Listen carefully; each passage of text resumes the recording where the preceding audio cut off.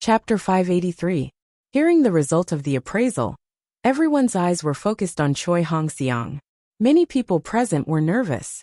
They didn't know if the appraiser brought by Koryo would be partial to their own people. Choi Hongxiang didn't care about this and continued. Mr. Daejian is the most famous diplomat in our country, more than 500 years ago. He has superb calligraphy, which can be said to be his own style. After my appraisal just now, this letter and this IOU were both written by Mr. Daejian, and they are also stamped with the seal of our country's king. In addition to these 2 points, these 2 scrolls are antique, and the traces of carving are obvious. I'm sure that they are antiques from more than 500 years ago. In conclusion, I'm sure that this letter and this IOU are authentic. Cough, cough, cough, cough. Lu Qigong coughed even more violently this time. Antiques from more than 500 years ago were obviously made by Qin Haodong in less than 5 minutes. However, he didn't dare to tell his apprentice about this in his life. Otherwise, it might completely destroy Choi Hongxiang's belief in antique appraisal. After hearing this result, the audience in the whole venue cheered. They didn't expect that Qin Haodong would really take out the IOU of the Compendium of Materia Medica. Now they could return it to its original owner. Li Minte looked incredulous and said with a pale face, "Impossible. This is absolutely impossible. Mr. Choi, did you see it wrong?" Choi Hongxiang's face darkened and he said in a cold voice, "Professor Li, you can deny it. You can refuse to return the Compendium of Materia Medica. But you can't insult my profession and my appraisal results. I can guarantee with my identity as an appraiser that these 2 things are authentic. As for whether you will return the Compendium of Materia Medica or not, that's a matter of your personal credit." Qin Haodong was overjoyed. This guy was really interesting. Not only did he give him the result he wanted, but he also helped him. Now, under the watchful eyes of the public, he was afraid that Li Minte couldn't go back on his word, even if he wanted to. Su Hui's face was strange. In her opinion, Qin Haodong had conquered this man with a carrot. Don't deny it. You have to return the things you borrowed. Hurry up and return the Compendium of Materia Medica to us. Your appraiser said that the IOU is authentic. What reason do you have not to return it? Li, do you want to go back on your word in front of the whole world? I. Li Minte looked at the excited audience, looked at Alice, whose eyes were shining next to him, and then looked at the camera above his head. Although he was extremely reluctant to return the Compendium of Materia Medica, he was finally under pressure and said with difficulty, "I repeat what I said. This Compendium of Materia Medica will be returned to Huaxia." After that, he reluctantly pushed the Compendium of Materia Medica to Qin Haodong. Qin Haodong took the ancient book and handed it to Lu Qigong. "Old master, please hand it to the country for me." Lu Qigong held the original copy of the Compendium of Materia Medica and said excitedly, "Little Qin, I thank you on behalf of all the Huaxia people." He knew the value of this book. If it was taken to the auction, it could be sold for at least hundreds of millions or even billions.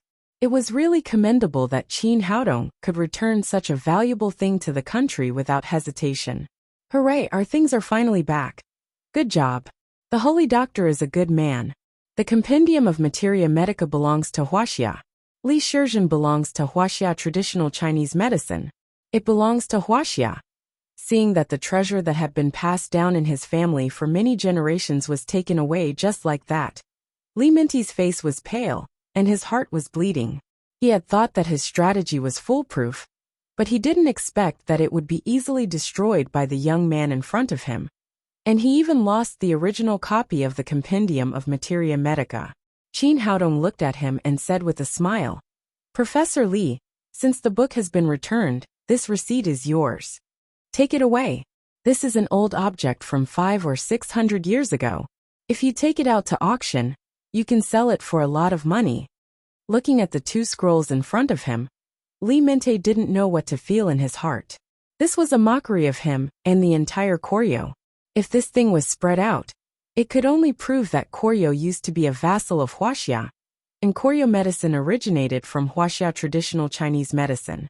Therefore, no matter what, he would not take these 2 things out to auction. After the appraisal, Lu Qigong and Choi Hongxiang walked off the stage together and sat in the audience seat next to them. The debate on the stage continued.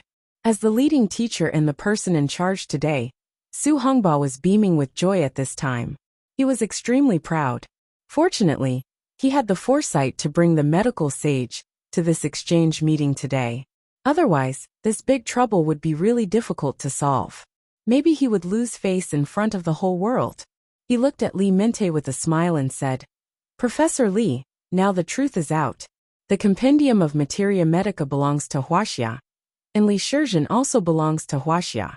From this, it seems that traditional Chinese medicine was also spread from Huaxia to Koryo. What else do you have to say?"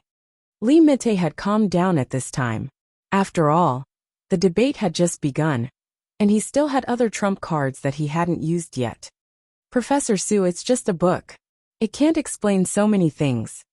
Su Hongba said, "Do you have other evidence to prove that traditional Chinese medicine came from Koryo?" "Of course."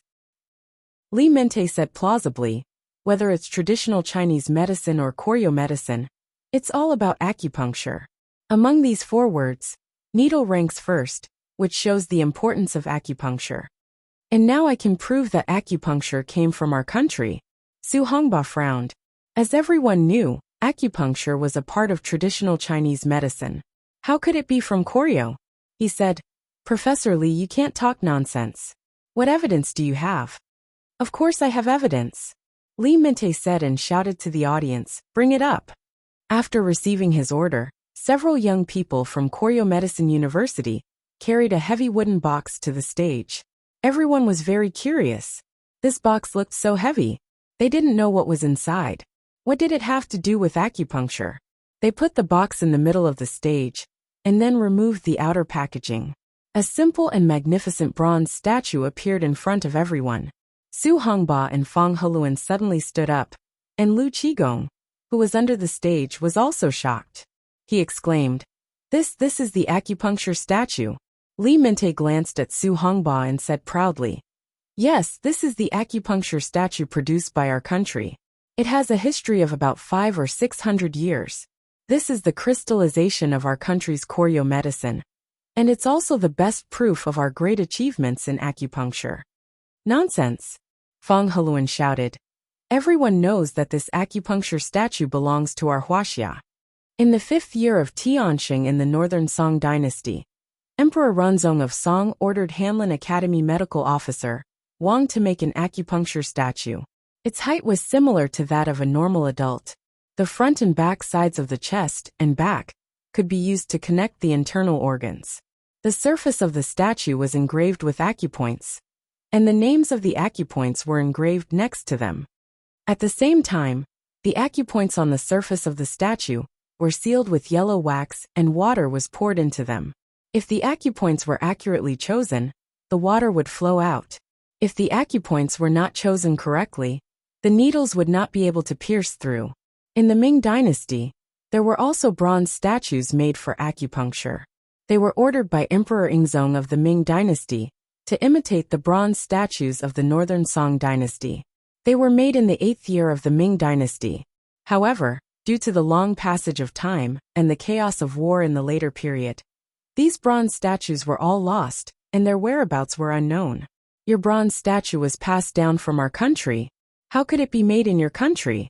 Are you kidding me?" Li Minte said, "This acupuncture statue was made by the ancestors of our Li family. It's the embodiment of the acupuncture skills of Koryo medicine. It has nothing to do with your country.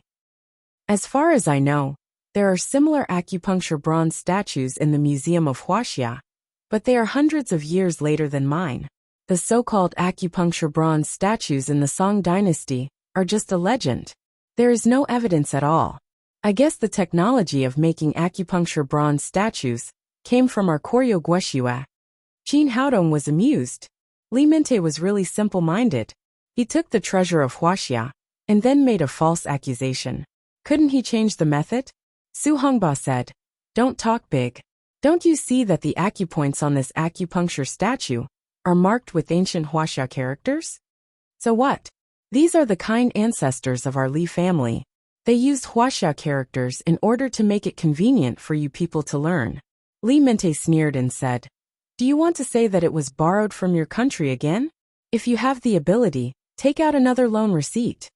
He originally wanted to take this opportunity to ridicule Su Hui to express his dissatisfaction just now, but as soon as he finished speaking, he heard Qin Haodong say, "Yes, yes, yes.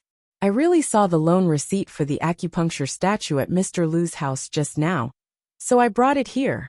It's in the car now. I'll go get it now." After that, he stood up and walked quickly out of the venue. Li Minte was suddenly dumbfounded. He just said it casually, but he didn't expect that Qin Haodong really had a loan receipt. How was this possible? Had his ancestors gone mad? It was one thing to borrow things from Huaxia, but why did they leave a loan receipt for everything? Cui Hongxiang said to Lu Qigong, "Teacher, is what he said true? Do you still have the loan receipt for the acupuncture statue? Where did you get such a valuable treasure?" Lu Qigong was speechless. When he just came out, Qin Haodong had brought his ink, paper, and inkstone, as well as the carved radish. He said that it might be useful, but he didn't expect that it would really be useful now. He didn't get in the car to get it, but to make it. Not to mention the loan receipt for the acupuncture statue. No matter what Li Minte took out today, as long as it belonged to Huaxia, Qin Haodong could take out the loan receipt. He smiled embarrassedly and said, "I got it by chance from a street stall." Cui Hongxiang sighed and said, "Huaxia is really a big country with abundant resources and a long culture. You can find such good things from a street stall. Our country can't do that. There are not many cultural relics, and there are even fewer good things that we can find." Chapter 584. Lu Qigong thought to himself, "With Qin Haodong, no matter what kind of treasure it is, I don't need to go to the stall. I can make it in the kitchen at home." This time passed faster. Only 3 or 4 minutes later, Qin Haodong came in from the outside with a painting scroll. Back on the stage, he spread the painting scroll on the table and said to Li Minte, "Professor Li, take a look. This is the receipt that Koryo borrowed from Huaxia. Do you want to invite Professor Choi to come up and check it?" This? Li Minte looked at the receipt on the table. The scroll looked very simple. It was exactly the same as the one just now, but the content had been changed. The borrowing of the Compendium of Materia Medica was replaced by the borrowing of the acupuncture bronze statue, which was still stamped with the king's seal. He really couldn't figure out where this receipt came from. If it was fake, even he wouldn't believe it. Could Qin Haodong have foresight and make a fake one in advance to wait for him here? Although he knew that there was a kind of person who was good at counterfeiting antiques, it would take at least a few days or even a few months to make an antique. It was impossible to make a fake antique in a few minutes. In addition, Cui Hongxiang was famous for his stubbornness and integrity, and his antique appraisal level was also one of the best. How could he deceive his eyes? Now that the receipt was in front of him, he didn't have time to think about it. But this time, he naturally couldn't easily return the acupuncture bronze statue. There's no need to appraise it. He directly skipped the appraisal process. Qin Haodong said with a smile, "Since Professor Li thinks this receipt is real, shouldn't you return the acupuncture bronze statue to us?" Li Minte's heart twitched. He had taken out a treasure, but Qin Haodong wanted to take it back with the receipt, which made him so depressed that he had the urge to vomit blood. This time, of course, he wouldn't easily return the acupuncture bronze statue.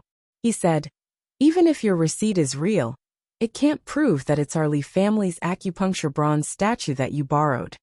Of course, if I don't return it, you will definitely be unwilling and think that I'm denying it. Let's do it this way. Today, I will challenge Huaxia traditional Chinese medicine with the acupuncture bronze statue. As long as the people of Shanghai Medical College can surpass our Koryo Medical College in using the acupuncture bronze statue, I will return it to you. If you can't win, how can you claim that this thing belongs to you? It can only mean that it belongs to our Li family. At the same time, it also proves that your Chinese medical skills are inferior to our TKM." Su Hongba asked, "How do you want to compete?" Li Minte said, "This acupuncture statue has 354 acupuncture points. We'll use silver needles to pierce the acupuncture points. Let's see who can finish it in the shortest time. Su Hongba couldn't help frowning. Li Minty's method of competition sounded extremely fair, but in fact it contained his thoughts. This acupuncture statue had been placed in the Li family for many years, and they had practiced it countless times. Naturally, they were very familiar with it. On the other hand, in Huaxia, as the place where the acupuncture bronze statue was produced, no one had even touched the acupuncture bronze statue. The few replicas were also placed in the museum. Naturally, they were very unfamiliar with how to use them, so they were at a disadvantage. But if they didn't compete, not only would they agree with Li Minty's words, but they would also weaken the momentum of Huaxia traditional Chinese medicine. They didn't even dare to accept a competition. How could they say that Koryo medicine originated from Huaxia? Thinking of this, he couldn't help but look at Qin Haodong. In this kind of competition, he and Fang Heluan were old, and their bodies were not flexible enough. Naturally, they couldn't compete in speed. They could only rely on these young people, and Qin Haodong was his biggest reliance. Qin Haodong smiled and nodded at him. This kind of competition was extremely difficult for others, but it was not worth mentioning for him at all. Although he had never touched the acupuncture bronze statue, he had already figured out the structure of the acupuncture bronze statue with the powerful perception of his spirit. Even if others practiced thousands of times on this acupuncture bronze statue, they would not be able to reach his level. Seeing that he was full of confidence, Su Hongba immediately felt confident. He turned his head and said to Li Minty, "Okay, we'll take it. If you lose, remember to send the acupuncture statue back." "Don't worry." A sly smile appeared on Li Minty's face. "If we lose, we'll return the acupuncture statue. But what if you lose? Do you have to take out some stakes to be fair?" Su Hongba said. "What do you want to bet?" Li Minty said, "Other things can't be compared with the acupuncture statue at all. Let's bet on the compendium of Materia Medica just now. How about it? Do you dare?" This, Su Hongba's expression suddenly changed. If it was something else, he would dare to agree, but the compendium of Materia Medica was too important to Huaxia. This treasure had just been taken back by Qin Haodong. If he lost it again, he was afraid that he would become the sinner of the whole Huaxia, and the sinner of traditional Chinese medicine. Li Minty said with a sinister smile, "What's wrong? Professor Su, don't you dare? Didn't you just say that traditional Chinese medicine came from Huaxia? Acupuncture came from Huaxia, and the acupuncture statue came from Huaxia? Now you don't even dare to compete with the acupuncture statue.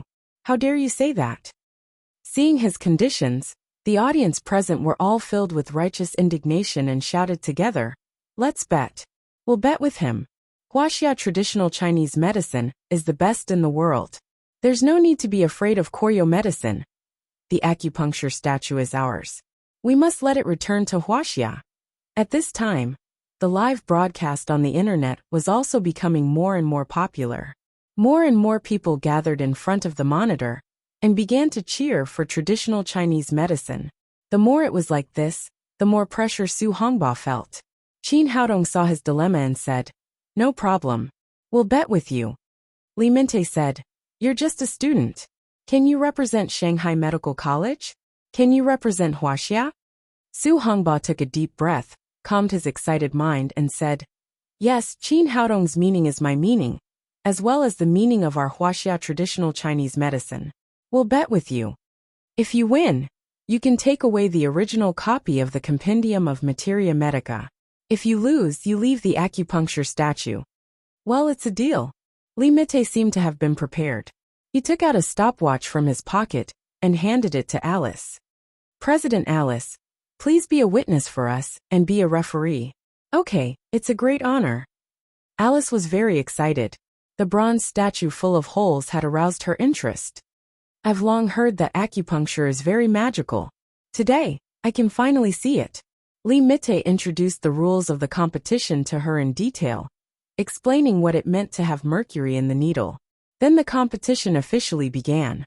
The first to appear was Li Junqi from Koryo. As the son of Li Minty, he was known as the little medical sage in Koryo. He had practiced on this acupuncture statue countless times. He was extremely confident in this competition, so he was the first to rush up to show his strength.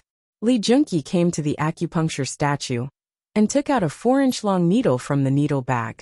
Then he took a deep breath and got rid of the distracting thoughts in his mind. Then he held the silver needle upside down on his fingertips. He held the needle with his right thumb, index finger and middle finger in a steady style. As the notary and referee, Alice stood next to the acupuncture statue. When Li Junqi signaled that she was ready, she shouted, "Start." At the same time, she pressed the timer in her hand. Before that, all the muscles in Li Junqi's body were tense. After hearing the shout, he immediately pounced on the acupuncture statue like an agile leopard. He moved like lightning, and the 4-inch-long needle in his right hand pierced an acupoint of the acupuncture statue. This needle was not only fast, but also moderate. After the needle was pierced, he didn't even look at it. He picked up the needle and pierced the next acupoint again. After he pulled out the silver needle, a thin stream of mercury flowed out of the acupoint. Next, Li Junqi moved the needles like the wind, and his movements were swift. His footsteps were like butterflies arranging flowers, both beautiful and fast. The 4-inch big needle in his hand seemed to have grown eyes. Every needle was accurately inserted into the acupoints. Not a single needle hit the wall, nor did it miss. When he finished the competition and stood aside, mercury flowed out of all 354 acupoints on the acupuncture statue. Alice shouted to stop, looked at the stopwatch in her hand, and said to the crowd, "Mr. Li Junqi's time is 120 seconds. The audience present burst into an uproar. They were all medical students, so they knew how fast acupuncture was. No one expected Li Junqi to be so fast. He pierced 354 acupoints in 120 seconds, which was almost 3 needles per second. His speed was extremely fast. Although many people hated the provocative behavior of the Koreans, many people couldn't help applauding for his wonderful performance. Li Junqi put away the silver needles with a proud face. He glanced at Qin Haodong next to him and sneered. "Not everyone can be called medical sage. You have to have real skills. If you can't do what I did, you don't deserve this title at all." His father, Li Minte, was called the medical sage, and he was called the little medical sage. Qin Haodong was also called the medical sage, which made him extremely dissatisfied. It seemed that he was a generation younger than him, so he took the initiative to provoke him. Qin Haodong just smiled at his provocation and didn't even pay attention to him. Not to mention Li Junqi, he didn't even take Li Minte seriously. Li Junqi suddenly felt that he had punched the air, and he felt very uncomfortable. He turned around and shouted to Su Hongba and the others, "I'm done. Now it's your turn." Su Hongba frowned and whispered to Fong Holuan, who was next to him, "I didn't expect that this guy from Koryo has some skills. He can practice the acupuncture statue to this level." These two people were the masters of the School of Chinese Medicine. In contrast, Fong Holuan's acupuncture skills were better. He stood up and said, "I'll give it a try." Su Hongba said, "Why don't we let the young people have a try?" "No, I don't believe that I will lose to them." After Fong Holuan said that, he stubbornly walked toward the acupuncture statue. Chapter 585. Looking at Fong Holuan's slightly stooped figure, Su Hui whispered in Qin Haodong's ear, "What do you think of Mr. Fong? Can he beat Li Junqi?" Qin Haodong said, "Acupuncture is about the integration of body, eyes, mind and hands. Mr. Fong has been immersed in acupuncture for a lifetime and has profound attainments. Unfortunately, because of his age, his body, eyes and hands can't be compared with Li Junqi in his prime. Because of this, Li Mite didn't do it himself. It's not because he disdains it, but because he can't compare with Li Junqi."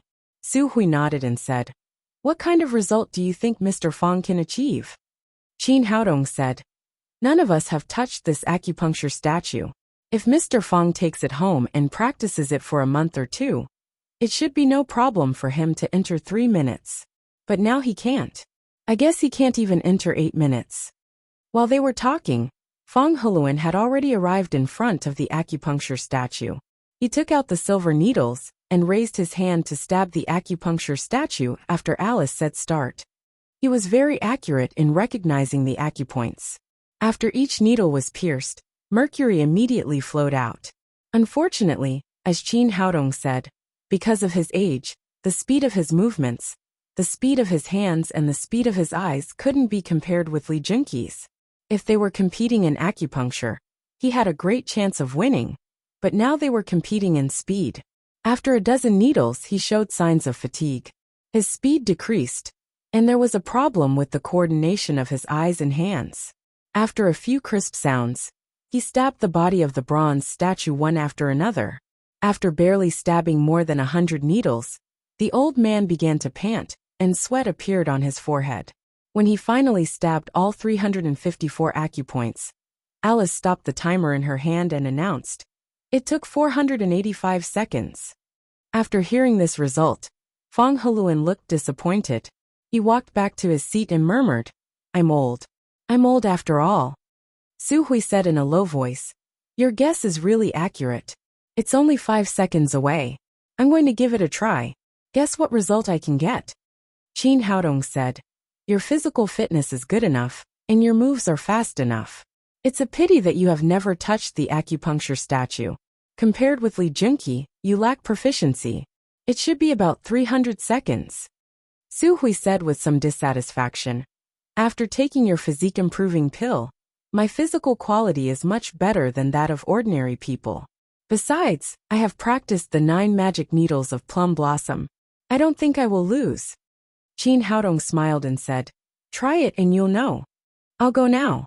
Su Hui clenched her fists and walked toward the acupuncture statue after Fong Heluan walked back. She had also chosen a 4-inch needle. As soon as the competition began, her hands moved as fast as lightning, rapidly stabbing at the acupuncture statue. As she had just said, after taking the physique-improving pill, her physical fitness was much better now. Through the practice of the 9 magic needles of plum blossom, her speed was fast enough, but unfortunately, she lacked proficiency. If she was given half a month to practice, she would at least not lose to Li Junqi. Unfortunately, she couldn't do it now. In comparison, she was still much slower.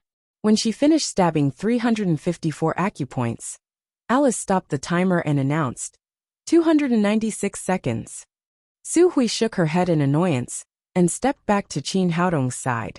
She said dejectedly, "I lost." Qin Haodong said, "It's okay. You have performed very well. This is not a fair competition. I'll try." The one who spoke was Feng Wu, who had been silent. Since the beginning of the exchange meeting, she had been sitting next to Qin Haodong like a female bodhisattva.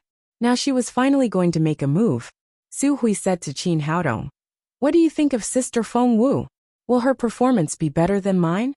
Qin Haodong said with a smile, "Not only will her performance be better than yours, but she will also surpass Li Junqi." "What? She's that good?" Su Hui said in surprise. "Could it be that she has practiced the acupuncture statue?" A playful smile appeared at the corner of Qin Haodong's mouth. "No, but she is a master."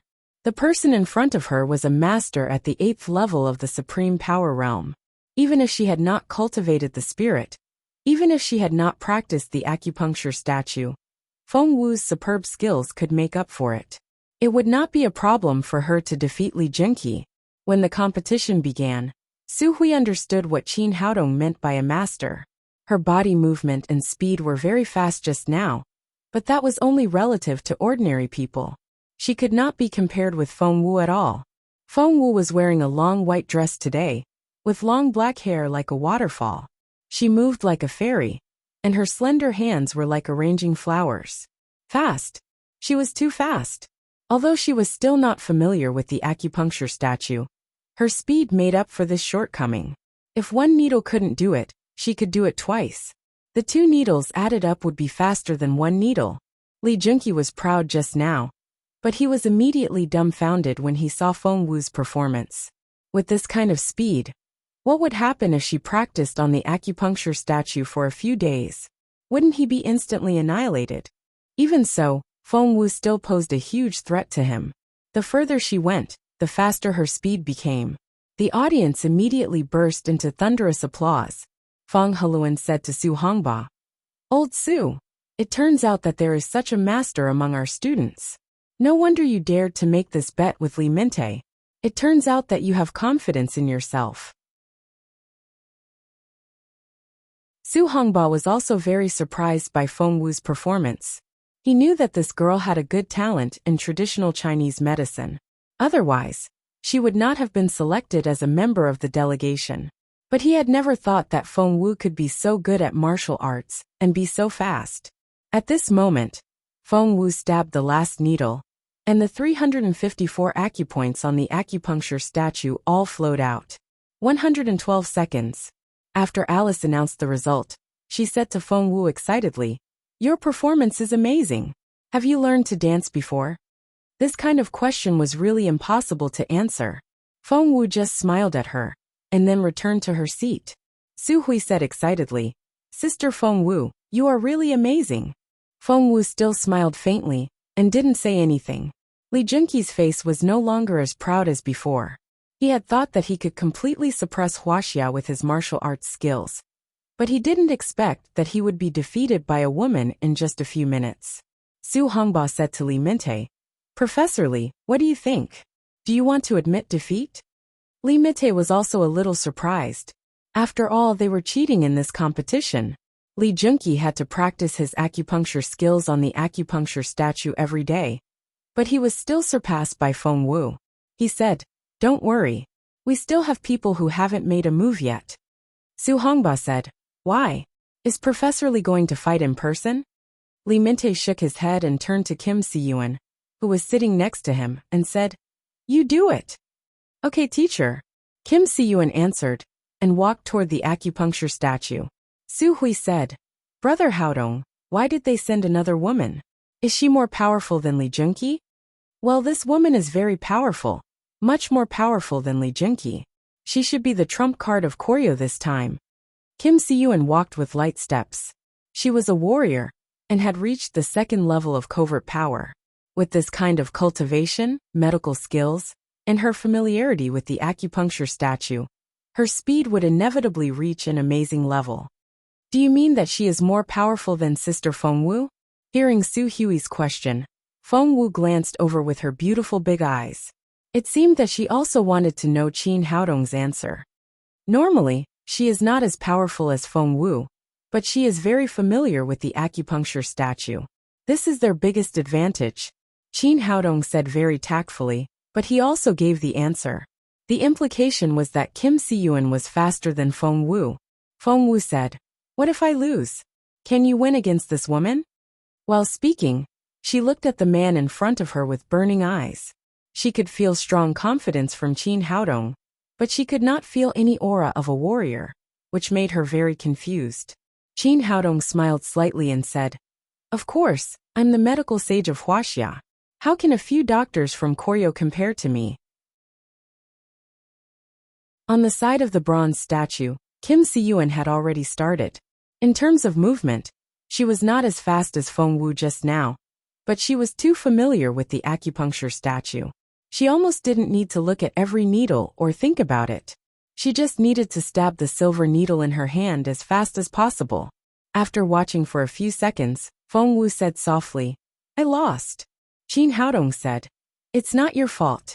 As long as you practice it 3 or 5 times, you will be faster than them." "What about compared to you?" "Me?" Feng Wu's question surprised Qin Haodong. He said, "We are teammates. There is no need to compare." "So I'm not as fast as you?" Feng Wu's expression was very calm, but her question was aggressive. Qin Haodong said, "There is no comparison between us."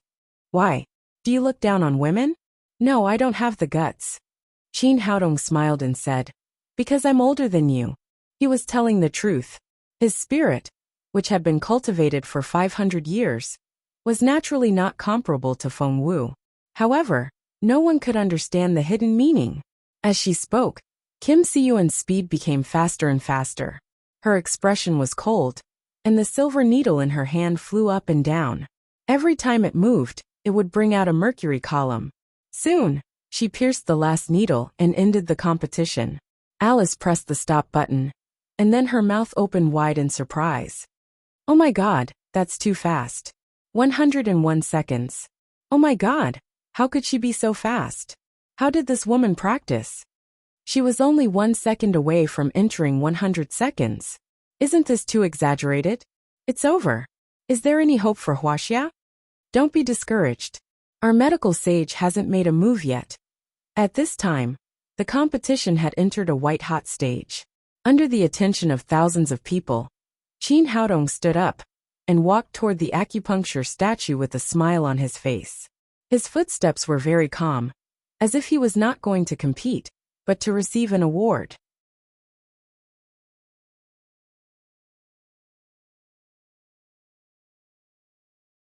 Chapter 586. Seeing Qin Haodong on the stage, Alice said, "Dear medical sage, are you finally going to fight? James said that you are his teacher, and he highly admires your medical skills. I'm really looking forward to your performance." Qin Haodong said, "Don't worry, I won't let you down." Kim Siyuan just put away her silver needles. She turned around and said to Qin Haodong, "Huaxia man, you can't beat me." Qin Haodong smiled and said, "Then you'll be disappointed." Kim Siyuan snorted coldly and turned to walk off the stage. When Qin Haodong came to the acupuncture statue, Alice said, "Medical sage, can we start now?" "President Alice, you might not know this, but this acupuncture bronze statue came from Huaxia. Acupuncture was also created by our ancestors. If we were to compete with them like this, I think we're bullying them. So we have to increase the difficulty." While speaking, Qin Haodong took out a black silk from his pocket and covered his eyes. As a Chinese medicine practitioner, he wanted to defend the dignity of Chinese medicine. Today, he not only wanted to defeat these provocateurs of Koryo, but also wanted to make them despair and completely lose the courage to challenge. After the previous few games, everyone had already known the difficulty of the acupuncture statue. Many people still had hope for Qin Haodong, but when they saw that he had covered his eyes, the audience suddenly burst into an uproar. "Oh my God! Will he die if he doesn't act tough? Didn't he see how fast the woman in front of him is? He even covered his eyes. How can he win? What do you mean? What does he mean? Is he looking for trouble? Is the medical sage crazy, or is he going to throw the game? The holes on the acupuncture statue are so small. How can he stab with his eyes covered?" Li Junqi glanced at him and suddenly laughed. "Is this what the Huaxia people call looking for trouble? How can he compete with his eyes covered? What's the point of competing? Such a person has the nerve to call himself a medical sage. I think he should be called a moron." Kim Siyuan shook her head slightly. Originally, she felt a trace of danger from Qin Haodong, but now it seemed that she had thought too much. How could such an arrogant person defeat her? But at this moment, a scene that shocked them even more appeared. Qin Haodong actually took out 2 4-inch-long needles from the needle bag. He held one in each hand, and held the needles with both hands. Seeing this scene, Fang Heluan shouted, "What is this kid doing? Was he playing to the gallery? I've practiced medicine for so many years, but I've never seen anyone who can use needles with both hands." He had just experienced the difficulty of the acupuncture bronze statue. It was already very difficult to beat Kim Siyuan in a normal competition, but this guy was still increasing the difficulty. What was he trying to do? It's fine for young people to like to show off, but you have to have the strength to do so. Otherwise, you'll just make a fool of yourself. Su Hongba's face also became ugly. Originally, he had high hopes for Qin Haodong, so he once again put the mother copy of the Compendium of Materia Medica on him. But now Koryo had shown amazing strength. Kim Siyuan could be said to have shocked everyone, but Qin Haodong had made so many stunts. Could they still win this game? What if they lost this match? Not only did he lose the Compendium of Materia Medica that he had just taken back, but it would also greatly affect the reputation of Huaxia traditional Chinese medicine. Thinking of this, his heart immediately became heavy. Feng Wu's eyes flickered, and she said to Su Hui, "Do you think he can win?" Su Hui said, "I think we can win." "Why?" Su Hui said, "Because I think he never does things that he is not sure of. Since he holds the needles with both hands, he must have the ability to do so." "Do you trust him a lot?" Su Hui smiled and said, "Yes, I trust him more than I trust myself." Unlike the worries of the Huaxia people, everyone on the Koryo side was smiling happily. Acupuncture was different from shooting. Shooting could be done with both hands. They only had one target, which was relatively large and easy to control. When shooting, they only needed to pull the trigger and did not need to control their strength. Acupuncture was different. Each silver needle could only be pierced at one acupoint, and each acupoint had different requirements for strength, which greatly increased the challenge of the acupuncture bronze statue. Before coming to Huaxia this time, you still regarded this guy as an opponent. Now it seems that you really think too much. He is just flashy and has no real ability at all. The medical sage of Huaxia is not qualified to be compared with the medical sage of Koryo at all. His voice was very loud, and he didn't hide his arrogance at all. Li Minte nodded slightly, and a complacent smile appeared on his face. He seemed to have seen it. He had taken back the compendium of Materia Medica and trampled on Huaxia traditional Chinese medicine. But at this moment his smile froze on his face, because Qin Haodong began to move. After Alice shouted to start, he quickly stabbed the acupuncture bronze statue with the needles in both hands. His two hands cooperated with each other, and the silver needles in his hands fell on the acupuncture bronze statue like raindrops. Kim Siyuan's eyes suddenly widened. Qin Haodong's movements were so fast that it was beyond her imagination and incredible. When he used the acupuncture bronze statue, the mercury came out every time. However, because Qin Haodong's speed was too fast, he often pierced 4 or 5 acupoints in succession after pulling out the golden needle, and the mercury just flowed out of the first acupoint. This speed was beyond the limit of human beings. Although he was blindfolded, he had a powerful spirit. He had already seen the acupoints of the acupuncture bronze statue clearly. All he needed to do was to send the silver needles in. It was also because of the spirit that he had the confidence to use needles with both hands. Is he still a human? Not only Kim Siyuan, but all the people present who knew acupuncture were stunned. It should be known that the acupuncture bronze statue was exquisite. Each acupoint had an extremely accurate requirement for strength. If the strength was too strong, the mercury would not flow out, and if the strength was too weak, there would be no reaction. However, Qin Haodong was blindfolded, and his hands were moving left and right. Not only could each needle accurately pierce into the acupoints, but the strength was just right. Each needle could bring out a stream of mercury. It was not an exaggeration to call this kind of technique a divine skill. Through the live broadcast on the internet, the audience from all over the world looked at the screen in front of them with dull eyes.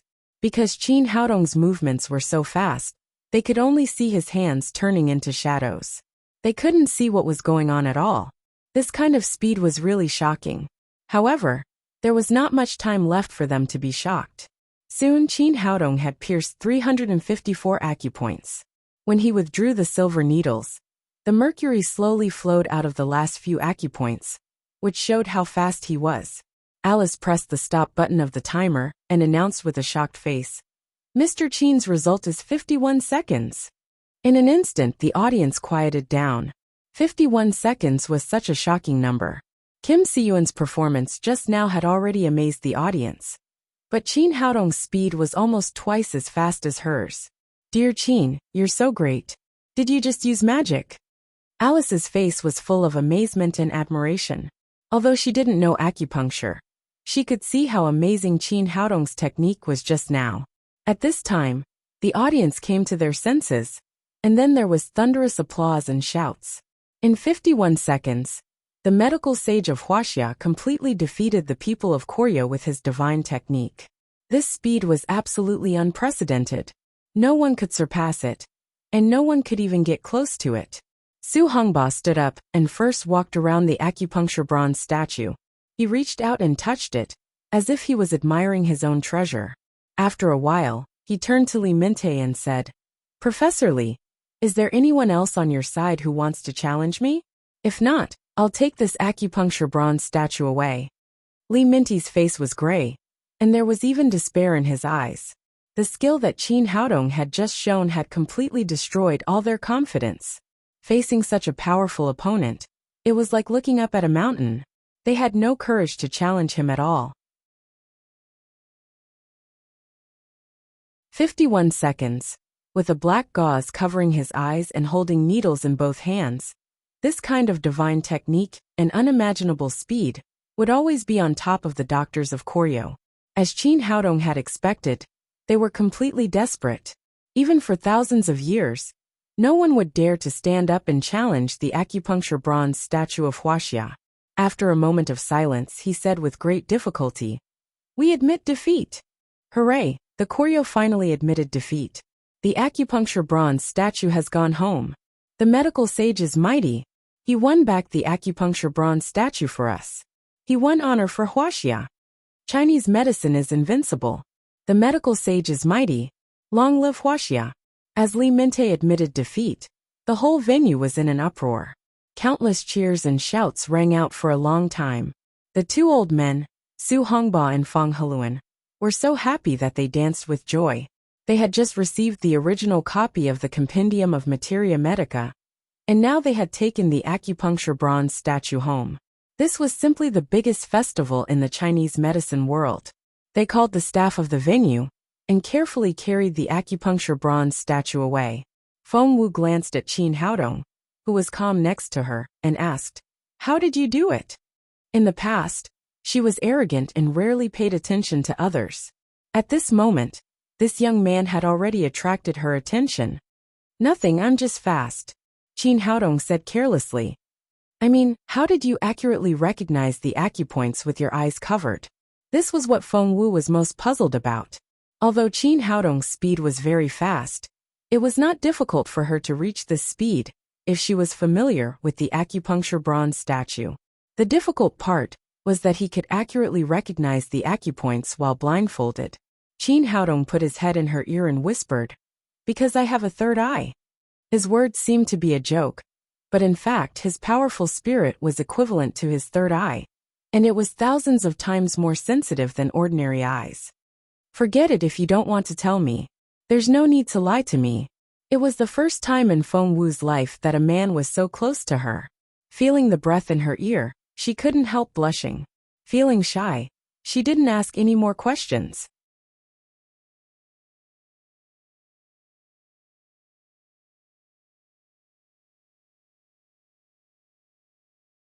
Chapter 587. After the acupuncture statue was carried off the stage, the exchange meeting continued. Su Hongba looked at Li Mingtai with a playful look and said, "Professor Li, do you have any evidence to prove that traditional Chinese medicine came from your country?" Up to this point, these people from Koryo were not here to debate, but to give gifts. They first sent back the Compendium of Materia Medica of Huaxia, and then they sent back the acupuncture statue. Was there any other good stuff? Li Mingtai's face was livid. He glanced at Qin Haodong next to him. He really didn't know if this young man would still have an IOU if he took out another thing. "Professor Su, as for whether Koryo medicine originated from traditional Chinese medicine or traditional Chinese medicine originated from Koryo medicine, we can't debate it in a short time. Why don't we go straight to the next item? Let's compare our medical skills and see which is better." Although he said that, in fact, everyone could see that in the first stage of the debate, Koryo had been completely suppressed by Huaxia. Especially in the end, Qin Haodong's amazing performance on the acupuncture statue made these arrogant people of Koryo speechless. Su Hongba smiled slightly. With Qin Haodong, the medical sage, in charge, of course, he was not afraid of competing in medical skills. He said, "Okay, whatever you want to compete with, we will accept it." Before Li Mingtai could speak, Li Junqi shouted, "I want to challenge Qin Haodong. Let's compete in pulse diagnosis." "Okay."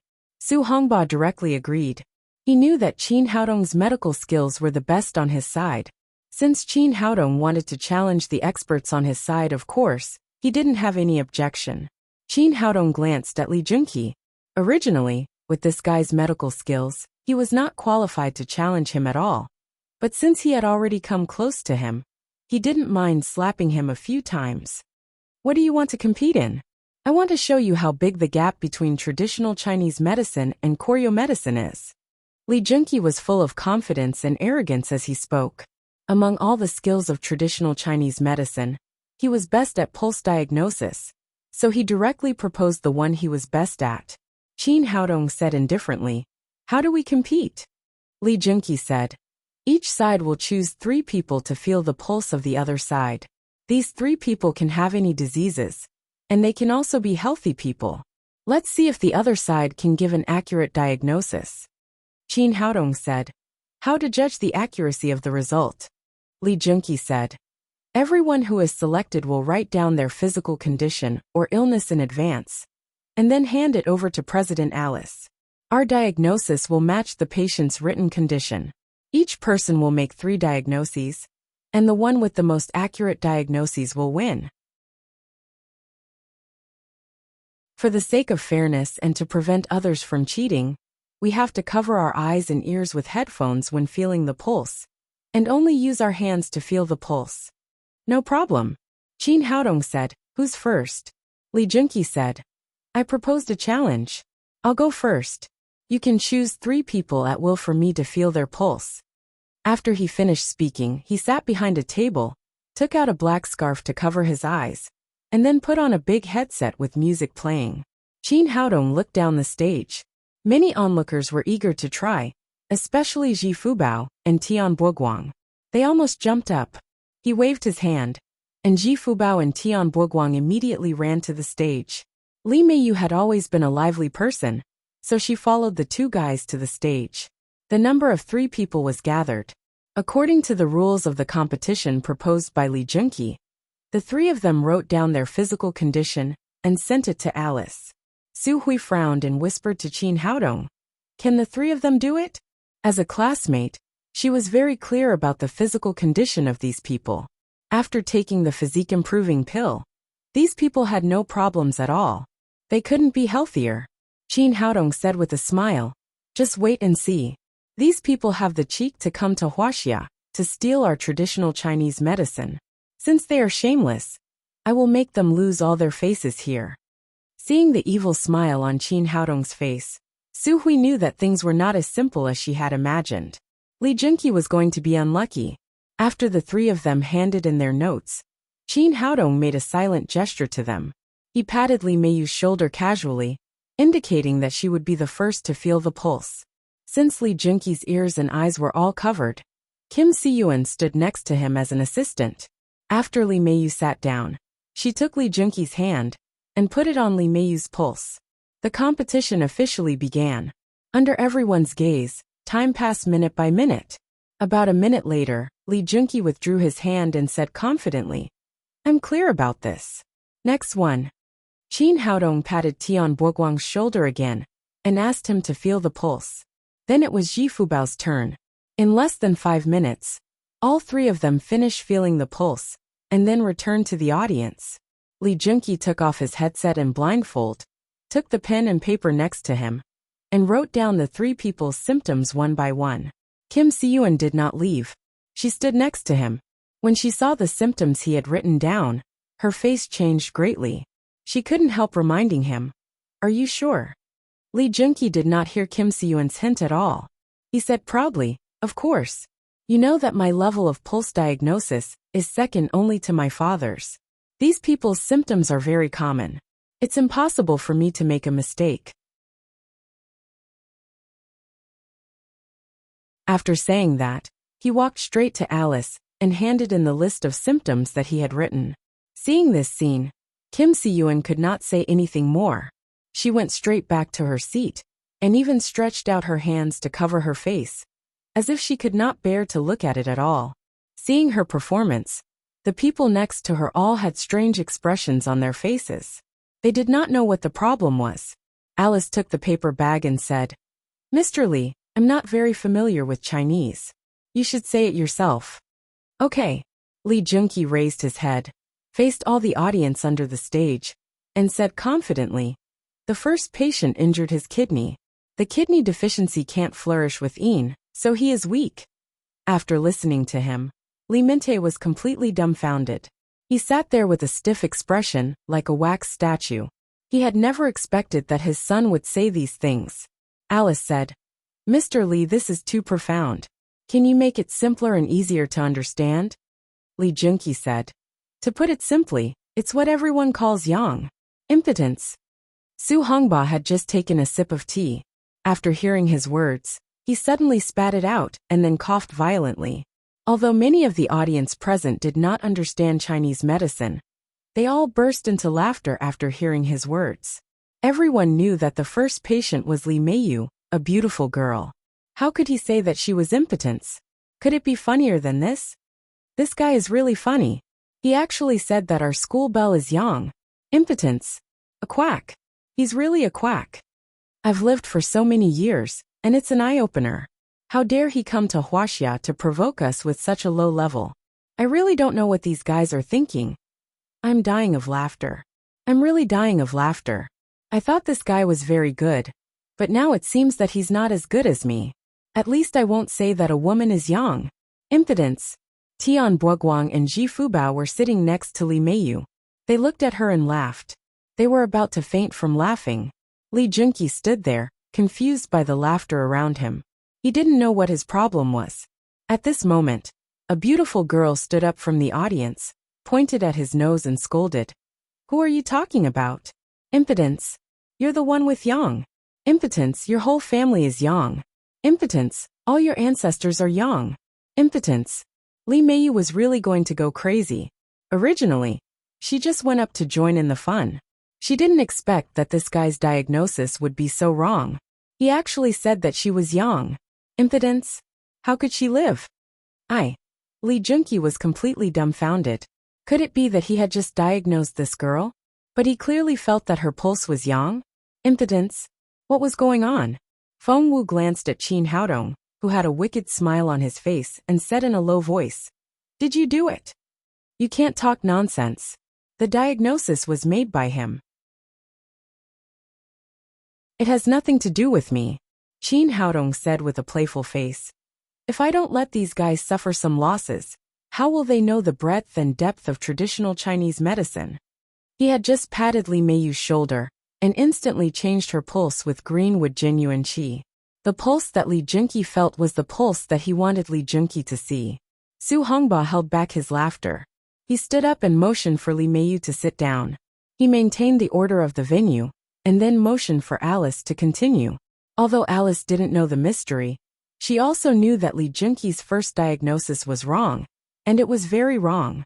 She said, Mr. Li, please tell me the diagnosis of the second patient. Li Junqi took a deep breath and forced himself to calm down. He recalled Tian Boguang's pulse and confirmed that there was no mistake. He said, The second patient's disease is irregular menstruation. This time, he didn't dare to show off his achievements in traditional Chinese medicine, so he directly told the final result. But as soon as he said that, everyone present completely burst into laughter. Tian Boguang, such a big man, was said to have irregular menstruation. What words could people use to describe this kind of medical skill and doctor? Li Minte felt as if his face was on fire. He finally understood why Kim Si-yuan had such a reaction when she saw Li Junqi's diagnosis. Now he wanted to find a place to hide. Shameful. It was really shameful. However, he had found so many reporters and broadcast it live all over the world. How could the Li family raise their heads as doctors in the future? The audience watching the live broadcast from all over the world also laughed. They didn't understand whether this doctor from Koryo was here to compete in medical skills, or to be funny. First he said that a woman was impotent. Then, he said that a man had irregular menstruation. This was too unreliable. Was this the level of Koryo medicine?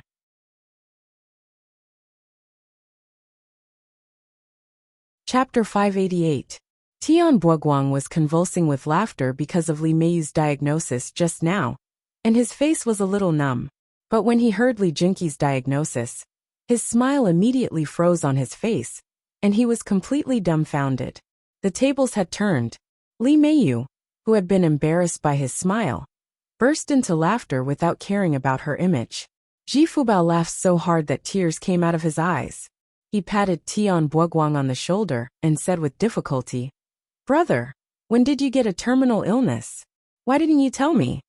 Tian Boguang said angrily, This damn guy, I'll fight him to the death. Looking at the whole venue, except for those people from Koryo, everyone fell into wild laughter. The corner of Feng Wu's mouth twitched. She said to Qin Haodong, Isn't this a bit too much? Too much. I don't think so. Qin Haodong glanced at Li Mingtai and the others, whose faces were extremely ugly, and said, "Do you know what these people are doing here? It sounds like a cultural exchange, but in fact it's naked plunder." In those days they were ignorant and backward. It was the Huaxia people who taught them slash-and-burn farming, culture and medical skills. But what happened in the end? These people who bite the hand that feeds them say that they created traditional Chinese medicine, our compendium of materia medica, and even our outstanding ancestors. Feng Wu said lightly, "In this world, what's true and what's false can't be true, and what's true can't be false. Traditional Chinese medicine is Huaxia's traditional Chinese medicine. Everyone knows it clearly." "No, you're wrong. Not everyone knows it clearly," Qin Haodong said. "Only our Huaxia people know it clearly. Some foreigners and Westerners won't be able to tell it apart if they call it that. They might even think that traditional Chinese medicine originated from Koryo medicine. For example, President Alice, I guess she didn't know the relationship between traditional Chinese medicine and Koryo medicine before this.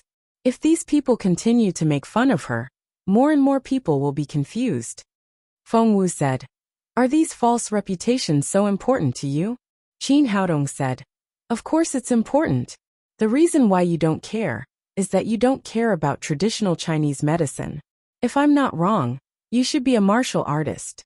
If one day someone jumps out and says that your sex things were learned from them, or even stolen from them, how would you feel? For example, if the child was your biological child, but your neighbor old Wang jumped out and said it was his, how would you feel? Don't tell me you're going to remain indifferent and echo the opinions of others?" This, Feng Wu's expression changed a little, and she fell silent. She had her own sect.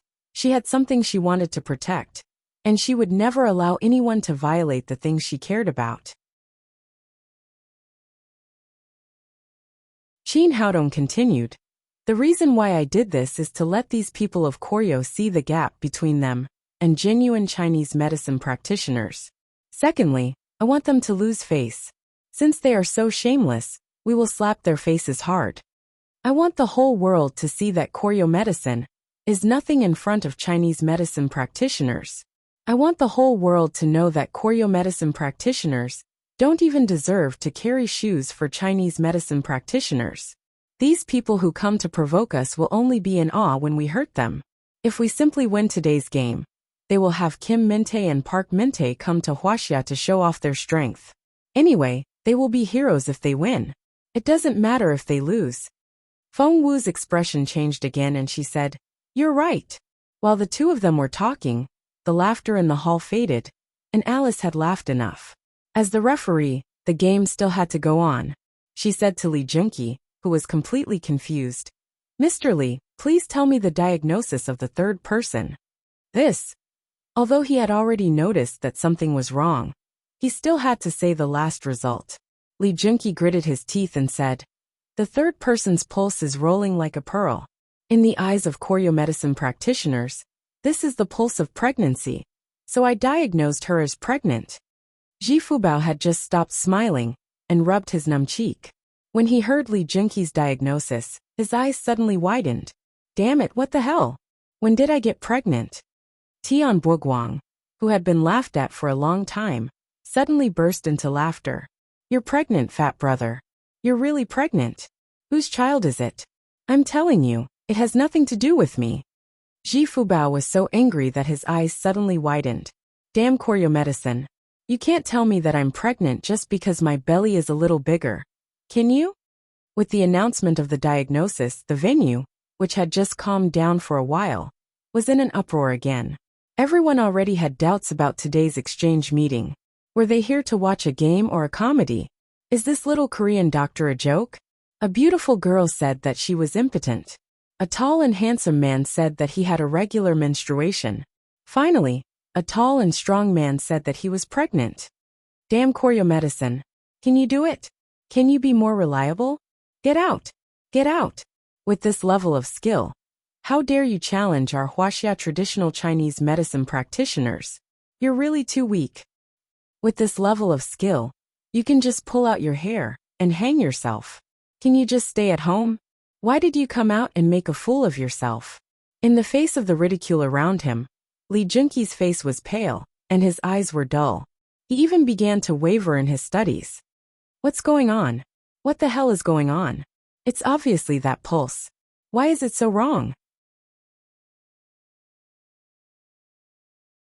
Alice said, Mr. Lee Junki, although I don't understand Koryo medicine or traditional Chinese medicine, I can directly give you the result from the competition just now. Your diagnoses of the 3 patients are completely wrong. The first patient is a beautiful lady. You said that she was impotent. The second and third patients are both men, but you said that they were pregnant because of irregular menstruation. This is not scientific at all, so you must be wrong. Feng Wu said to Qin Haodong, I'm really curious about how you did it. It's actually very simple. It's just a little trick. Qin Haodong looked at her and smiled. If you want, I can also give you a pulse. You can choose any of the 3. Bah! You can keep yours. Feng Wu's face was flushed, which was rare. She looked particularly attractive. How could this be? Lee Junki looked confused. Suddenly, he saw Qin Haodong next to him and immediately cried, I know it's him. It must be him. He must have cheated. Alice's face immediately darkened and she said in a cold voice, Mr. Lee, are you questioning the fairness of my judgment? If you say that Mr. Qin cheated, please show me the evidence. Lee Junki just felt that something was wrong. There was no evidence. Come back. Don't embarrass yourself anymore. Lee Minte called Lee Junki back and then said to Alice, President Alice, my son's diagnosis is over. According to the rules, it should be Mr. Qin's turn. All right then. Alice shook her head slightly. In her opinion, there was no point in continuing. But since the other party had asked, she had to finish the competition completely. She turned back to Qin Haodong and said, Mr. Medical Sage, it's your turn now. Qin Haodong nodded with a smile. Then, he sat in front of the table where Lee Minte had just sat. He also covered his eyes with a black scarf and put on a headset to play music. Lee Minte said to Kim Si-yuan, Go to our college and choose 3 healthy people. There must be no problem with them. Send them up for Qin Haodong's diagnosis. Kim Si-yuan said in a low voice, Teacher, what do you mean? Lee Minte said, This competition is already very embarrassing for us. Now we can only hope that Qin Haodong will also make mistakes and save some face for us. But since he dares to call himself the medical sage, he must have some skills. Ordinary diseases can't stop him. It's better to play an empty fort strategy and send 3 healthy people to see if they can disturb his mind. Okay, teacher. Kim Si-yuan nodded. Lee Minte's trick was not about medical skills, but about a person's mind. In this kind of competition, it was difficult for ordinary people to have the courage to make 3 healthy diagnoses. As long as Qin Haodong made a wrong diagnosis, they would be able to save some face for them. She walked down the stage, and soon brought 2 students from Koryo to the stage. Lee Minte said, Why is one missing? Kim Si-yuan said, We don't have many students. It's not easy to find a completely healthy one. I'll be the 3rd one. Lee Minte nodded. The 3 of them wrote down their physical conditions and handed them to Alice. The first student walked to Qin Haodong's table. Qin Haodong reached out and touched the student's wrist for about 10 seconds. Then he said, Okay, next one. Then he called the second student. It still took him more than 10 seconds to call the 3rd one. Feng Heluan frowned and said, Isn't it too fast? Young people are still not very reliable. Aren't they a little arrogant? Su Hongba didn't care. He said with a smile, I don't think little Qin is that kind of person. Even if he is arrogant, he has the capital to be arrogant. So far, he was extremely satisfied with Qin Haodong's performance in today's exchange meeting, which had exceeded his previous expectations. After the second student left, Kim Si-yuan sat down and put her wrist on the table. Qin Haodong reached out and put his hand on Kim Si-yuan's pulse. Just when everyone thought that he would finish the diagnosis soon, he frowned slightly. 10 seconds, 20 seconds, 1 minute, 2 minutes. After a full 3 minutes, Qin Haodong took back his right hand. The students all left. Qin Haodong took off his blindfold and headset and began to write down his diagnosis on a piece of paper. Just like the previous procedure, he first handed the paper to Alice, and then told the result of his diagnosis in public according to Alice's request. Qin Haodong said, "The first one is healthy, and the second one is healthy." When he said this, Li Minty's heart suddenly jumped. Could it be that this young man's psychological quality was so good that his plan was going to fail?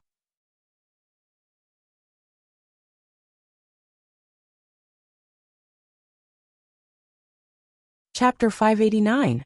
Qin Haodong continued. The third patient is schizophrenia. After he finished speaking, there was silence.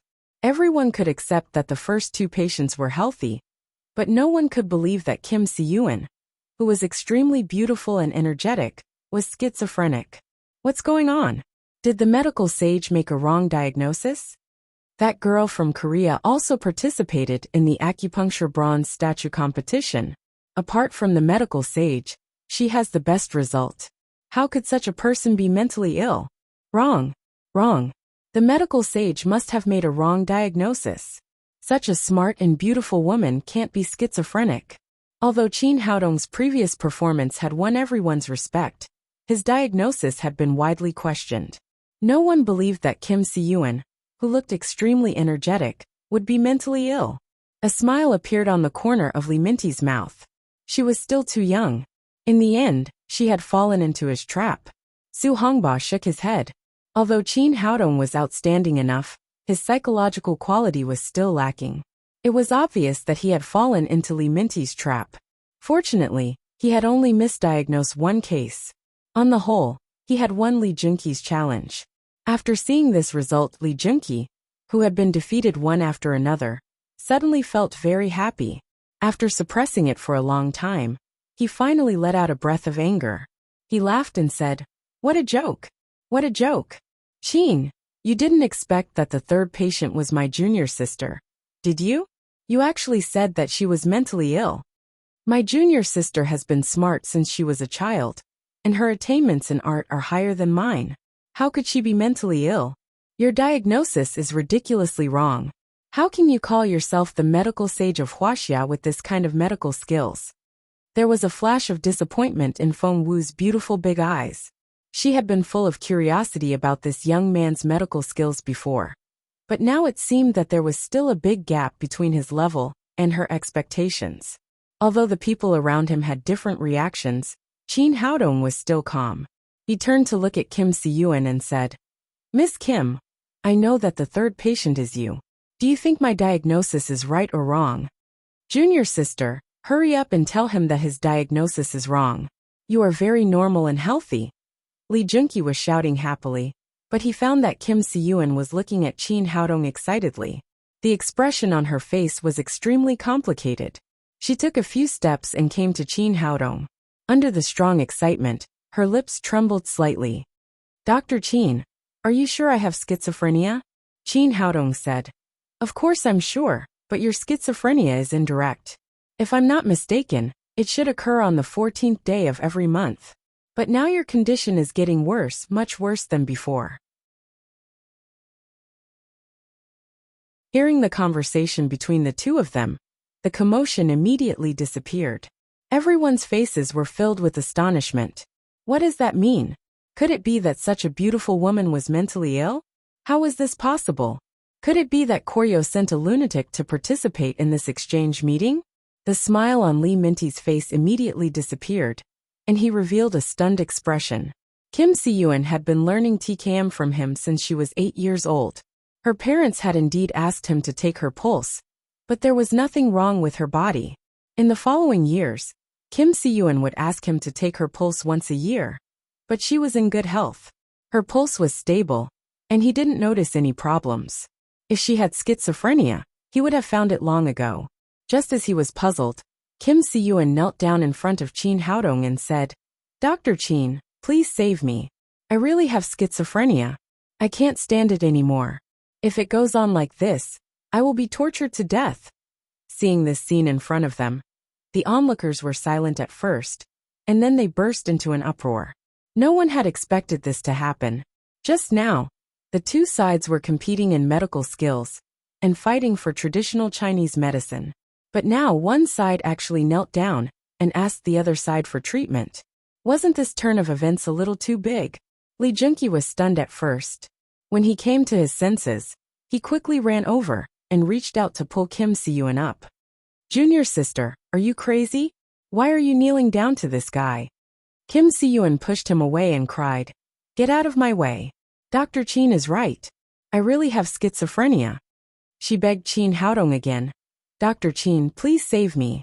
As long as you can cure my illness, I'll pay any price." Chin Haodong shook his head and said, "Miss Kim, you'd better get up. I can cure your illness, but I can't cure you. This competition is only about diagnosis, not treatment, so I'm sorry. Please find someone else." "No, Dr. Chin, please don't. Please save me. No matter what you want, you must save me."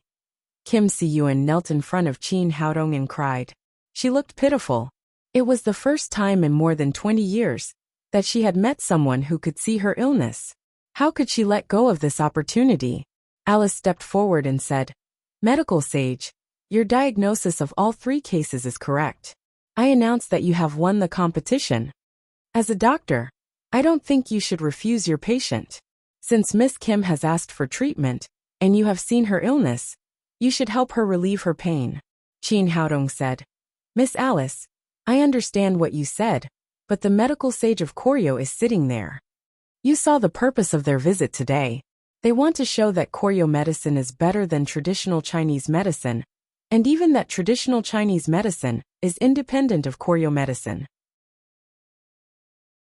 In this case, do you think it's necessary for me to help?" After that, he turned to Kim Si-yeon and said, "Miss Kim, you must have made a mistake. The medical sage of Koryo is sitting there. You can go to him for treatment." "It's useless. I've tried everything." Kim Si-yeon wiped the tears from the corners of her eyes and said, "I've been suffering from intermittent mental illness since I was a child. But my parents didn't tell anyone because they wanted to keep it a secret. But over the years, they secretly took me to see famous hospitals all over the world. Before I was 8 years old, I had almost seen Western medicine all over the world. I even visited the World Medical Association, but there was no result. All the examinations said that I was mentally normal. Later, my parents wanted to try Koryo medicine, so they took me to my teacher's house and begged him to feel my pulse. But he didn't find out what was wrong with me." Hearing Kim Si-yeon's story, everyone looked at Lee Min-tae. Lee Min-tae suddenly felt like he was sitting on pins and needles. His face was hot as if it was on fire. Before this, he was known as the medical sage of Koryo. But he didn't expect that his apprentice couldn't find out what was wrong with her. More than 10 years had passed, and he had felt Kim Si-yeon's pulse every year. But he hadn't found anything unusual. Now he took his apprentice to challenge traditional Chinese medicine, but he was diagnosed with a disease. Was there anything more humiliating than this? At this time, Kim Si-yeon didn't care about his feelings at all. She continued, "The reason why I studied Koryo medicine is to treat myself. But after so many years of study, I still haven't found a clue. Even my teacher can't do anything about my illness, so I completely gave up on Koryo medicine. So this time, I came to Huaxia to participate in the cultural exchange. My real purpose is to try traditional Chinese medicine and see if it can cure my illness. Dr. Chin is undoubtedly the best traditional Chinese medicine practitioner in Huaxia, so I just took a place and asked Dr. Chin to diagnose me. Now it seems that what I did was right. Dr. Chin really found out my illness. After waiting for more than 20 years, I finally waited for this day. Dr. Chin, please, no one can save me except you and traditional Chinese medicine." After listening to her, the audience was in an uproar again. He can't even cure his apprentice's illness, but he dares to call himself the medical sage. The medical sage of Koryo can't be compared with the medical sage of Huaxia. It's so shameful. How dare he say that traditional Chinese medicine is learned from Koryo medicine with such a low level? The medical sage is so powerful.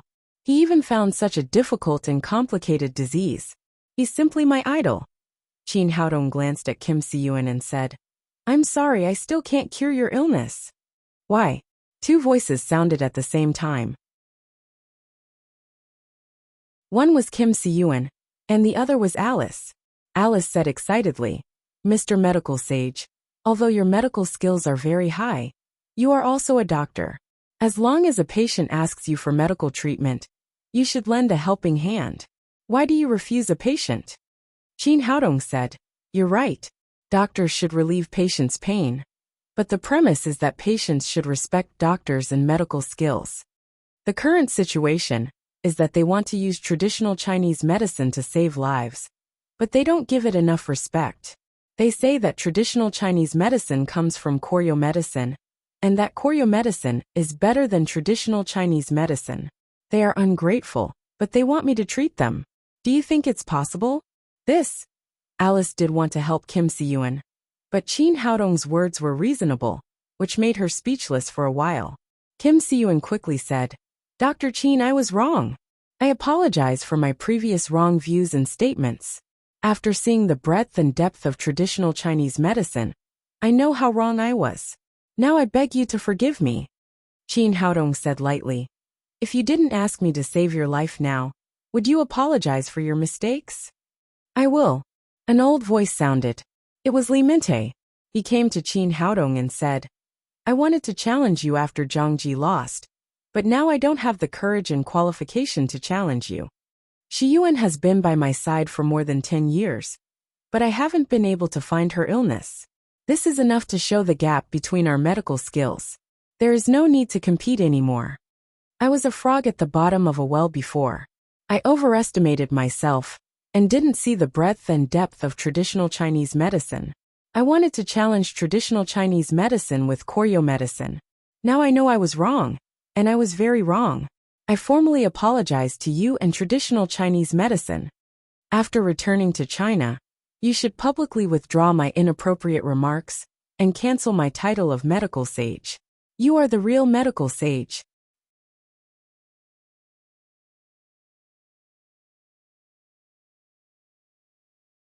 Chapter 590.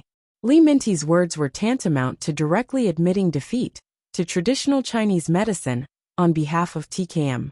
After he finished speaking, the whole hall burst into cheers and shouts like thunder, almost lifting the roof. Long live! Long live traditional Chinese medicine! The medical sage is mighty! Qin Haodong glanced at Li Minte and felt that his words were completely from the bottom of his heart. It seemed that he was completely convinced by him. Then he looked at Kim Si-yuan, who was looking forward to it, and said, Well, I'll treat your illness. But your condition is special, so it's not convenient for you to be treated here. Come to me tonight. Thank you. Thank you, Dr. Qin. Kim Si-yuan's tears flowed down again. After so many years of waiting, she finally saw hope. Alice said, Mr. Medical Sage, if you can't treat her here, can you let us watch you on the spot?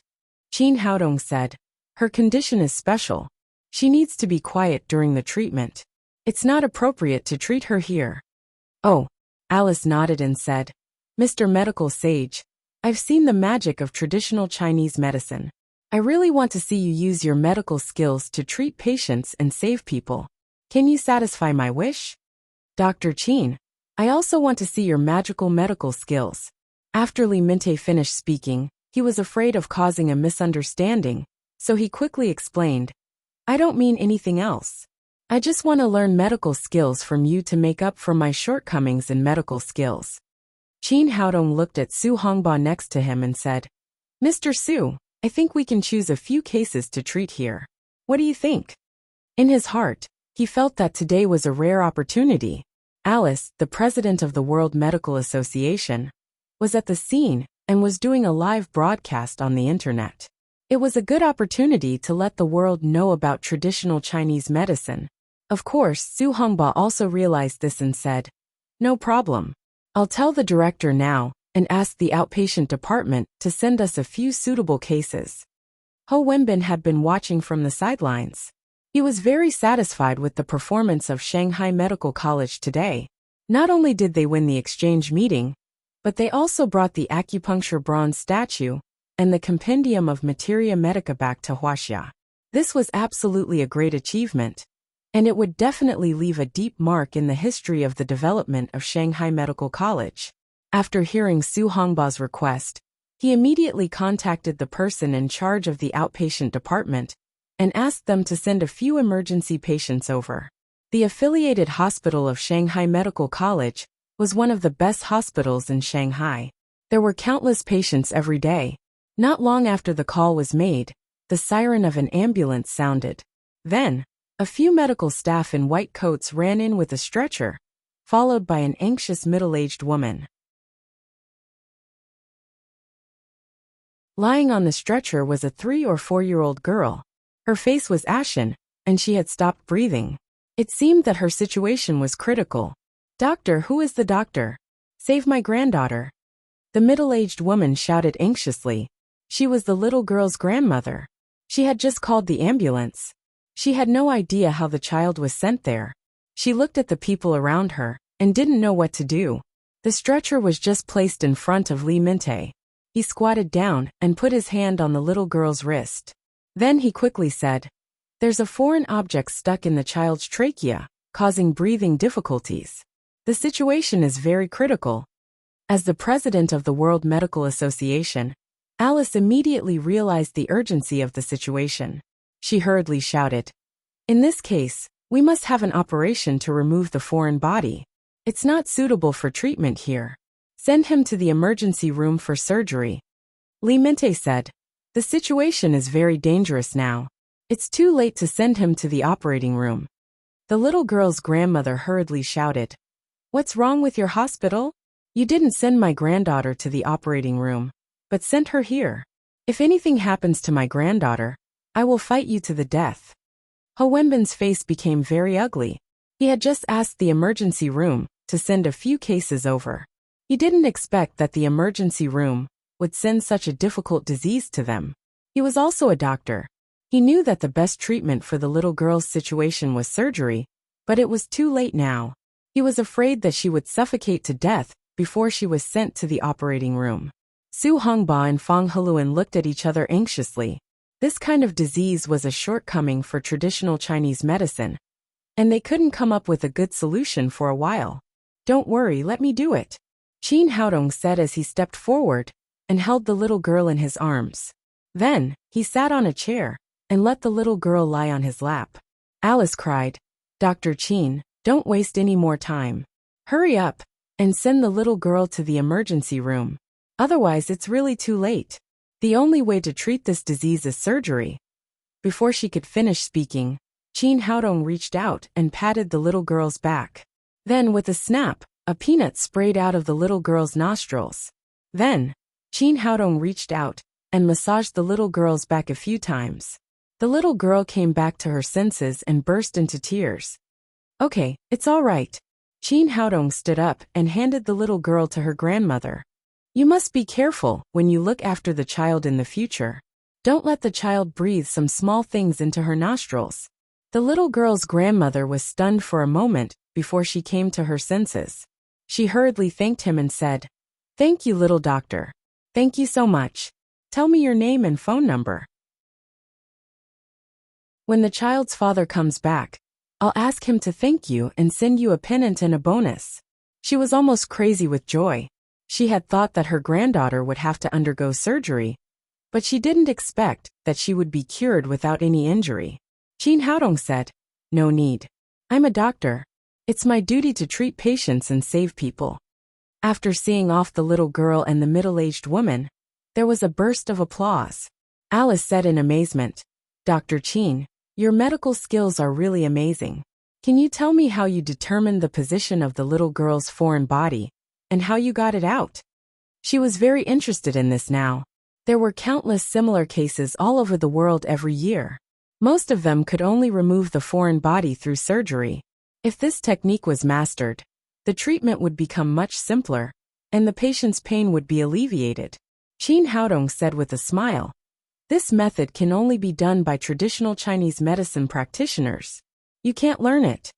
He had just used his spirit to detect the position of the peanut, and then wrapped the peanut with genuine qi, and ejected it. Not only was it fast, but it would also not cause any damage to the little girl's trachea. However, he was the only one in the world who could do this. Alice said, "Mr. Medical Sage, I know that you pay attention to ancestral secret recipes, but you should take out such a good treatment and apply for a patent to benefit more people. Qin Haodong shook his head and said with a smile, "It's not a matter of patent. Even if I apply for a patent, no one can use it." At this moment, another ambulance stopped at the entrance of the auditorium, and then several medical staff carried a young man in his 30s and ran. The young man's face was pale and painful, and his hands were tightly covering the right side of his lower abdomen. Li Mite had now completely changed his attitude. He wanted to seize the time to learn more from Qin Haodong. So after seeing the case, he took the initiative to go up and put his hand on the young man's pulse. "What's wrong with you?" the young man said with a painful face. "Doctor, I suddenly have a stomachache." About a minute later, Li Minte took back his right hand and said with a slight regret, "This is acute appendicitis. Send him to the operating room." After he finished speaking, no one else had any objection. All the people present were Chinese medicine practitioners. They were very clear about the advantages and disadvantages of Chinese medicine. If it was chronic appendicitis, they could still use Chinese medicine to treat it. But acute appendicitis could only be treated by surgery. Su Hongba waved his hand and was about to ask someone to send the young man away. Qin Haodong said, "Acute appendicitis can also be treated with acupuncture." After that, he went forward and felt the young man's pulse again. Then, he took out the silver needles from the needle bag. In the blink of an eye, he pierced 7 silver needles into 7 major acupoints in the lower abdomen. After the 7 silver needles were pierced, the effect was immediate. The pain on the young man's face immediately disappeared, and his complexion also looked much better. Alice asked curiously, "Medical sage, is this how you treated old Maldini's brain tumor? Is the legend true? Can acupuncture really replace surgery? Whether it's true or not, you'll know after you see it." Qin Haodong said as he asked the doctor next to him for a piece of medical cotton cloth. Then, he pierced a hollow silver needle in his hand into the young man's lower abdomen. Then, he flicked the silver needle gently, and a stream of thick black blood with a foul smell sprayed out from the heart and fell on the cotton cloth in his hand. "It's all right. You can go back now," Qin Haodong said as he took back the silver needles. The young man had recovered. He jumped up from the stretcher, thanked Qin Haodong, and turned to walk out. Divine skill. It was simply a divine skill. The people around were stunned and admired Qin Haodong's medical skills to the extreme. Fang Heluan had also heard of Qin Haodong's name before, but he was inevitably a little unconvinced. He thought it was just a young man's hype. Now that Qin Haodong had cured 2 cases that he couldn't do anything about, he was completely convinced. The third patient was a construction worker who had fallen from a high place. Both of his legs had been completely broken. Li Minte said, "Leave this case to me. Medical sage, please give me some advice." He had always thought that his bone-setting skills were very good, so he quickly set the construction worker's left leg. "I've reset this leg for you. You can't move it for half a month. After half a month you can walk. After a month, you can move normally," Li Minte said as he looked back at Qin Haodong. In his opinion, his bone-setting skills were done neatly, and the effect was also good. He should be able to get the medical sage's approval. Unexpectedly, Qin Haodong shook his head and said, "That's not how to set bones. The effect is too poor." After that, he reached out and grabbed the construction worker's right leg. With a pull and a push, the 2 legs were reconnected with a click. He left a greenwood genuine qi in the broken bone to protect it, and then said, "You can try to stand up now. Don't do heavy physical work for a week. After a week, you can return to normal."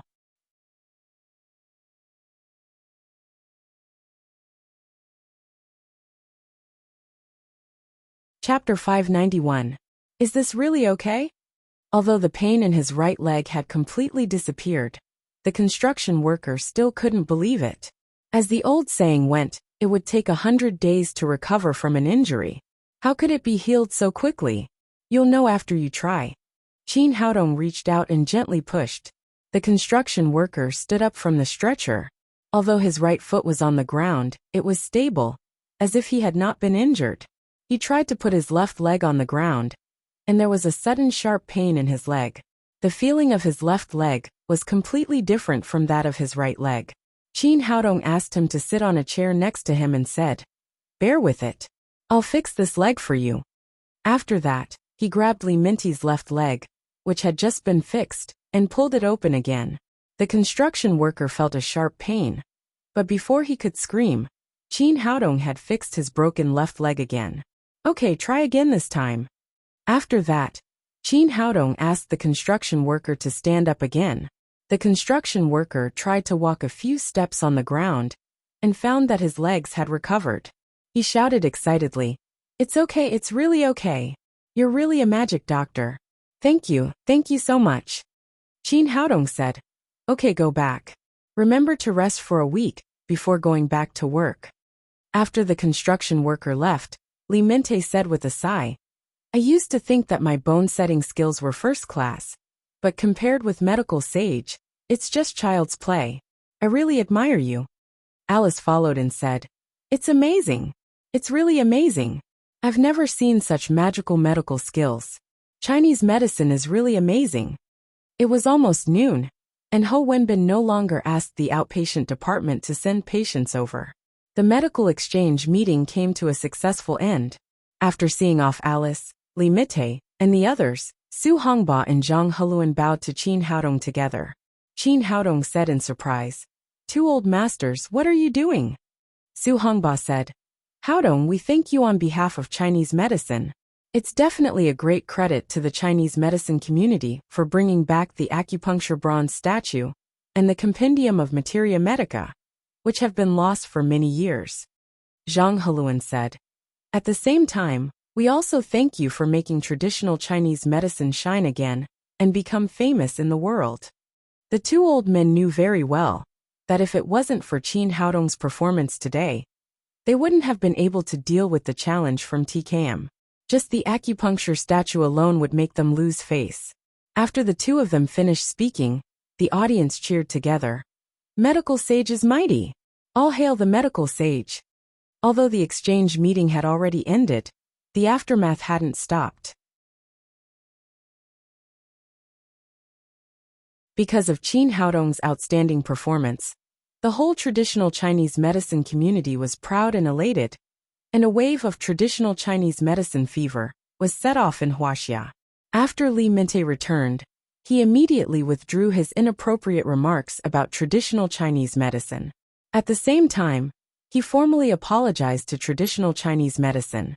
Since then, the saying that traditional Chinese medicine originated from TKM disappeared, and no one dared to mention it again. Qin Haodong became famous after that battle. All the students of the medical college knew that he was the medical sage of Jiangnan. For a time, he became the idol of thousands of students and the dream lover of countless girls. In the evening, when Qin Haodong returned home, Kim Siyuan was already waiting in front of the door as promised. Li Mintei and the others had returned to Koryo, and she was the only one left in Huaxia for treatment. When she saw Qin Haodong, she immediately greeted him and asked anxiously, "Dr. Qin, can you really cure my disease?" "Don't worry, I can definitely cure it," Qin Haodong said as he let her into his room. After Kim Siyuan sat down, Qin Haodong looked at her and said, "If I'm not mistaken, there should be another soul living in your body, and it has a deep hatred for you. It wants to take over your body. Can you tell me the specific reason?" "Yes, that's right. Dr. Qin, you're right," Kim Siyuan said excitedly.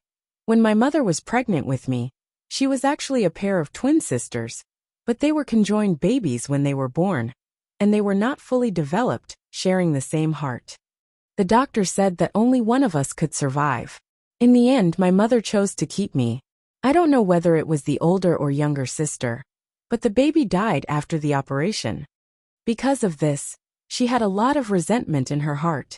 After her death, she didn't reincarnate, but stayed in my body. Every day on the day of the operation, that is on the 14th of every month, she always tried to take over my body. So every day on the 14th, I would go crazy. I was crazy to destroy everything in front of me, and even hurt my own body. My parents didn't know the reason. They took me to see a lot of doctors, but it didn't work. Later, they slowly found a pattern. Every 14th, they would tie me up and let me out when I was back to normal. When I was a little older, I became sensible and told them about the situation in my body, but my parents had no choice. In that case, they had to make a choice. Later, they found many monks and Taoists trying to release the soul in my body, but it didn't work. Later, they also saw a lot of traditional Chinese medicine, but it still didn't work. Kim Si-yuan said with a painful expression, "And as time goes by, the soul in my body is getting stronger and stronger. It used to occupy my body for 2 or 3 hours, but now it's getting longer and longer. It's almost a day. I feel that if it goes on like this, sooner or later she will completely occupy my body and turn me into a real lunatic. Dr. Qin, please save me. I'm in so much pain now. This is also her fate. She can't blame anyone else," Qin Haodong said. "Don't worry. Now I'm going to get her out of your body." Kim Si-yuan said, "Dr. Qin, in fact, she is also a poor person. If possible, it's best to send her to reincarnation. Don't hurt her, okay?" Qin Haodong said, "After so many years, she still refuses to leave. It can be seen that the resentment in her heart is great. I'll talk to her later and see the specific situation." Kim Si-yuan nodded and said, "Please, Dr. Qin." Qin Haodong asked her to sit cross-legged on the bed. Then, he took out the silver needles and pierced them into the big acupoints on the top of her head one by one. When the 7th silver needle was pierced, suddenly a wisp of black qi rose from the top of Kim Si-yuan's head and finally turned into the appearance of a little girl. It was vaguely visible that her appearance was very similar to Kim Si-yuan, but her expression was very fierce. The little girl looked around, as if she was very curious about how she came out.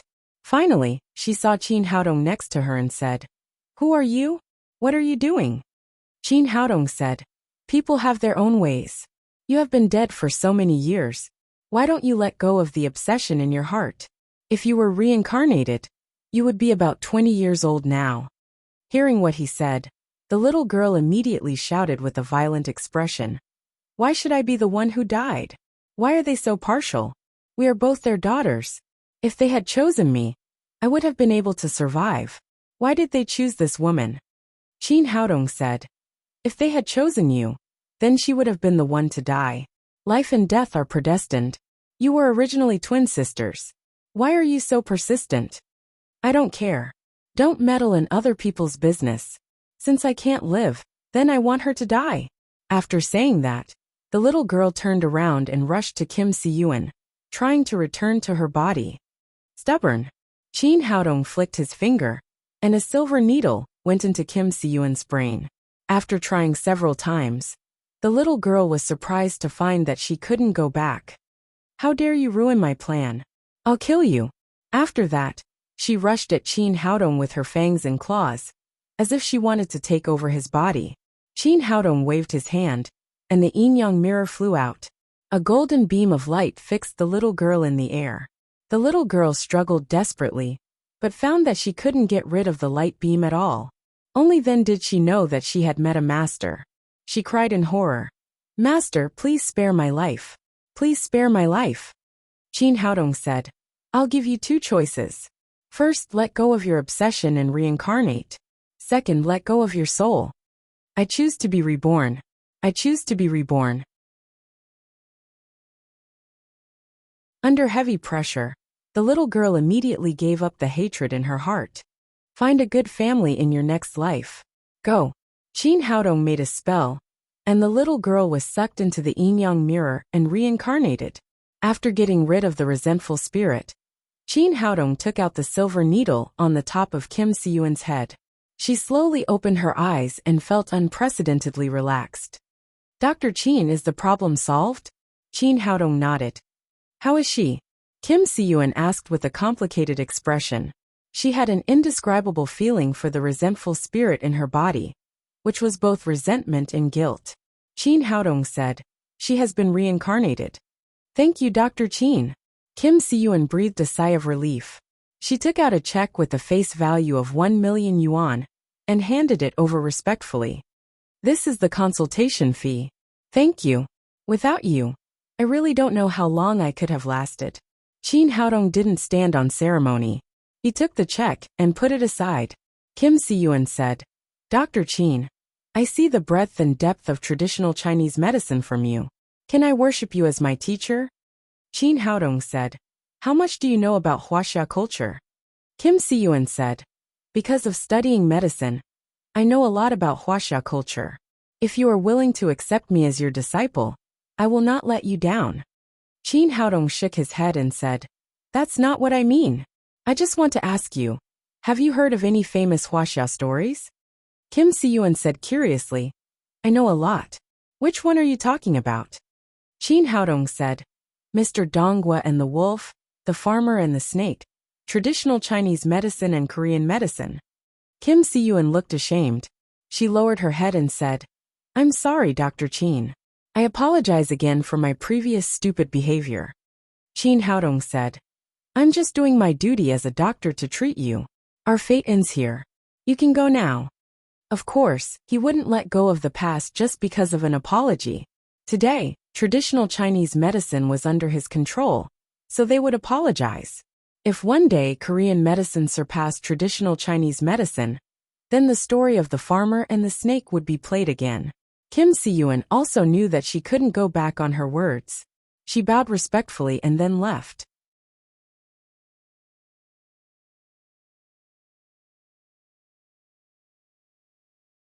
Chapter 592.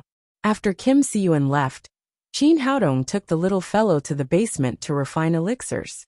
He had brought back so much spirit water from Shinbao Mountain in the capital, but he hadn't had time to use it yet. The father and the daughter were busy. Half an hour later, the basement was filled with the fragrance of elixirs.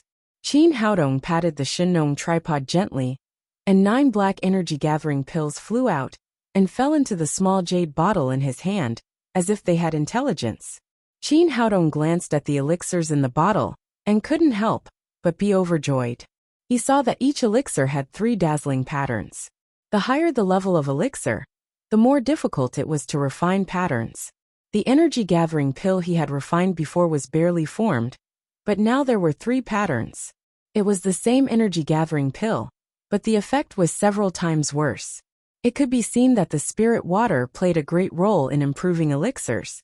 He was overjoyed and got busy again. A furnace of energy-gathering pills and spirit-culturing pills was put into the jade bottle.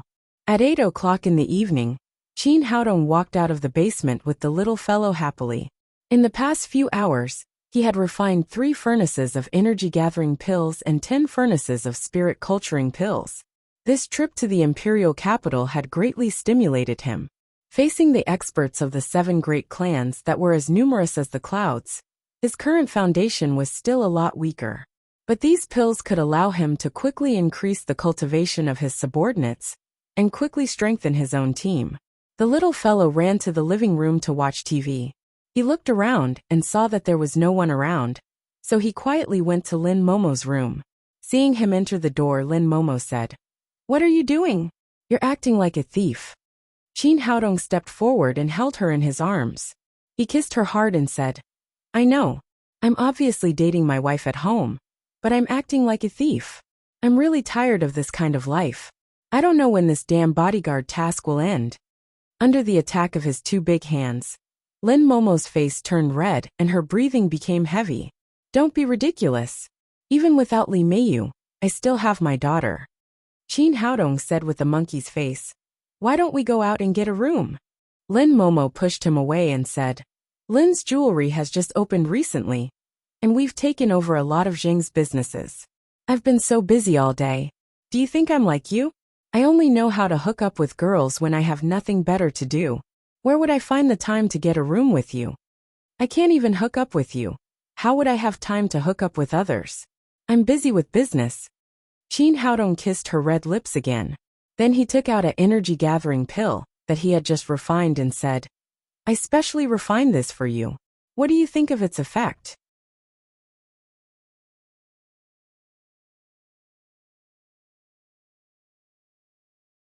Qin Haodong hung up the phone and drove at full speed toward the criminal police unit. In the villa of the Sun family, The black-robed man pointed at the nose of Sun Xingtian, the family master, and was furious. The people sent by the sect master will arrive in Shanghai at midnight today. You still haven't gathered the number of children. What's wrong with your Sun family? In front of the black-robed man, Sun Xingtian didn't have the power of a family master at all. He lowered his head and said, "Your Excellency, don't be angry. It's because the sect master has too many children. Recently, we've stolen 18 children from Shanghai, which has caused a lot of repercussions. Now everyone is watching the children closely. It's really difficult to take them, so we still need 2 more." The black-robed man said with killing intent. "Sun Xingtian, how dare you be dissatisfied with the sect master? Don't forget who gave you everything in the Sun family. And don't forget what will happen if you disobey the sect master's order." Sun Xingtian's face was full of fear. He quickly said, "I dare not. I dare not." The black-robed man glanced at the clock on the wall and said without any emotion, "There are still 3 hours before midnight. I don't care how you do it. You have to gather the number of children, even if you have to rob them. Otherwise, there's no need for the Sun family to exist." Sun Xingtian said, "Rest assured, Your Excellency. I'll arrange someone to do it." The black-robed man's tone softened a little and he said, "Do it well. As long as you do it to the sect master's satisfaction, the masters of the sect will naturally help you kill that boy. It won't be difficult for the Sun family to become the top family in Shanghai." Qin Haodong drove to the criminal police unit in Dongqing district and found that it was brightly lit. Naylan Wuxia was not the only one working overtime. No one had gotten off work. He opened the door of the office and saw Naylan Wuxia sitting at the desk, staring at the computer screen in front of her. He asked, "What's going on? Why are you so nervous?" Naylan Wuxia stretched herself and said with a tired face, "You don't know. There have been many cases of missing children in Shanghai recently. Our criminal police unit in Dongqing district is not the only one working overtime. The entire Shanghai Public Security Bureau is working overtime." Qin Haodong walked behind her, reached out and massaged her shoulders. He asked, "Child thieves? How come there are so many of them all of a sudden? I don't know why, but these damn human traffickers may have gone crazy recently. They've gone crazy and have stolen 18 children. I really don't know what they're going to do." Naylan Wuxia pointed to the computer screen, which was filled with the information of each child. These children were about 3 to 5 years old, and they seemed to be about the same age as Tang Tang. "I'm comparing the information of these missing children to see if there's anything in common." Qin Haodong said, "They've committed so many crimes in a row. Didn't they leave any clues?" Naylan Wuxia said, "That's the strange thing. These child thieves are very clever. Not only do they do it quietly, but they also leave no clues at the scene. Some parents even find out that their children are missing a few hours later. And these people are very bold. Now the whole Shanghai is in a state of high pressure. All the police are investigating this case, but they still commit crimes against the wind. They don't mean to stop at all." Qin Haodong said, "I don't think they're ordinary human traffickers. There should be another reason behind it." Naylan Wuxia said, "We think so too. They've committed so many crimes without leaving any clues or being discovered. They're just like martial arts masters." Qin Haodong's heart skipped a beat, and he said, "Now that you mention it, I also remember that maybe these people are really masters. Have you ever thought that maybe it was some evil gangs who committed the crime? They stole the children not to sell them, but for other purposes. You really remind me. We should adjust the direction of the investigation." As the two of them were talking, the door opened and a young policeman ran in. "Captain Naylan, there's just been another case of missing children in Dongqing district. But this time, the children were not stolen, but robbed. These damn people are really getting more and more rampant. They've changed from stealing to robbing." Naylan Wuxia suddenly stood up and said, "Tell me the specific situation."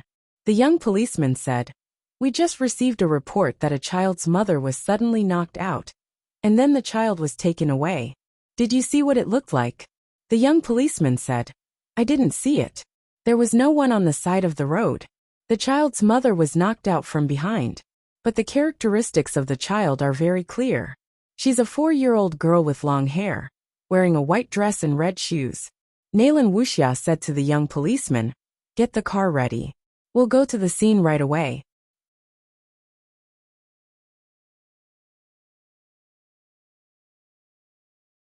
Chapter 593.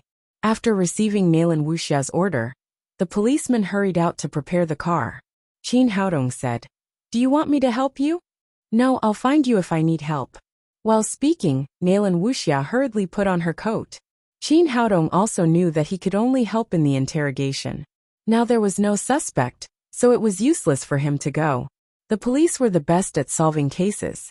He took out a small jade bottle and put it in Nalan Wuxia's hand. "This is my latest energy-gathering elixir. It's very effective for improving cultivation." "Thank you." Nalan Wuxia put away the small jade bottle, turned back and gave Qin Haodong a kiss. Then she hurried out.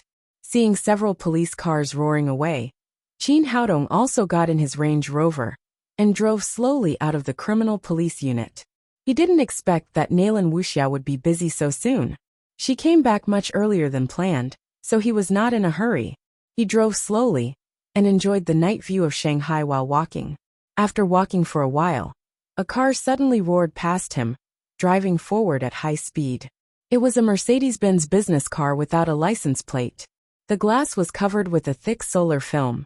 Ordinary people couldn't see the situation inside the car at all, but Qin Haodong could. At the moment when the two cars passed each other, his keen eyes and powerful spirit had already seen the situation inside the car clearly. There were 4 men in black sitting in the car. These people's eyes and aura were cold, as if they had no feelings. In the back seat, there was a little girl of 3 or 4 years old. She seemed to be asleep and lying there motionless. Qin Haodong suddenly realized that something was wrong. The little girl had long hair, wore a white dress and red shoes, which matched the characteristics of the child who had just been stolen. He raised his eyebrows. He didn't expect that things would be so coincidental, that he would meet the robbers that Nalan Wuxia couldn't find. Since he had encountered such a heartless thing, he couldn't ignore it. However, he didn't drive directly, but followed them from a distance. In that instant, he could tell that the 4 men in black were death warriors. Even if he stopped the car now, he wouldn't be able to interrogate the mastermind behind it. He wouldn't even be able to keep them alive. At that time, it would be even more impossible to find the 18 children who had been stolen. Therefore, he followed them patiently. He wanted to find the nest of these people and rescue the other children who had been stolen. Due to the existence of his primordial spirit, he maintained a sufficient distance from the car in front of him. Those people did not notice that someone was following them. After circling around the Shanghai city for more than half a circle, they drove out of the city and finally saw a huge manor. Qin Haodong couldn't help but feel cold. He was very familiar with this manor. He had just brought people to smash it a few days ago. It was the manor of the Sun family. Could it be that the kidnappers were from the Sun family? As the #1 aristocratic family, why would the Sun family steal a child? One thing was certain, it was definitely not for the money. He chose a quiet place to hide the car, then got out of the car and sneaked into the Sun family's manor. There were 8 bodyguards guarding the door of the Sun family, and the other positions were also heavily guarded. However, these were useless to Qin Haodong and would not pose any obstacle. He jumped over the high wall and directly entered the courtyard of the Sun family. The moment his feet landed, a faint sense of crisis rose from the bottom of his heart. Qin Haodong hid his body in the dark and wondered, "What's going on? Who could make me instinctively feel danger?" Normally, the 3 friends of Sui Han had the highest cultivation in the Sun family. These 3 people were only at the 2nd level of the supreme power realm. Even if they fought together, they would not be a match for him. The source of the crisis was definitely not them. It should be another master. Thinking of this, he took out an invisible talisman and completely covered up his aura.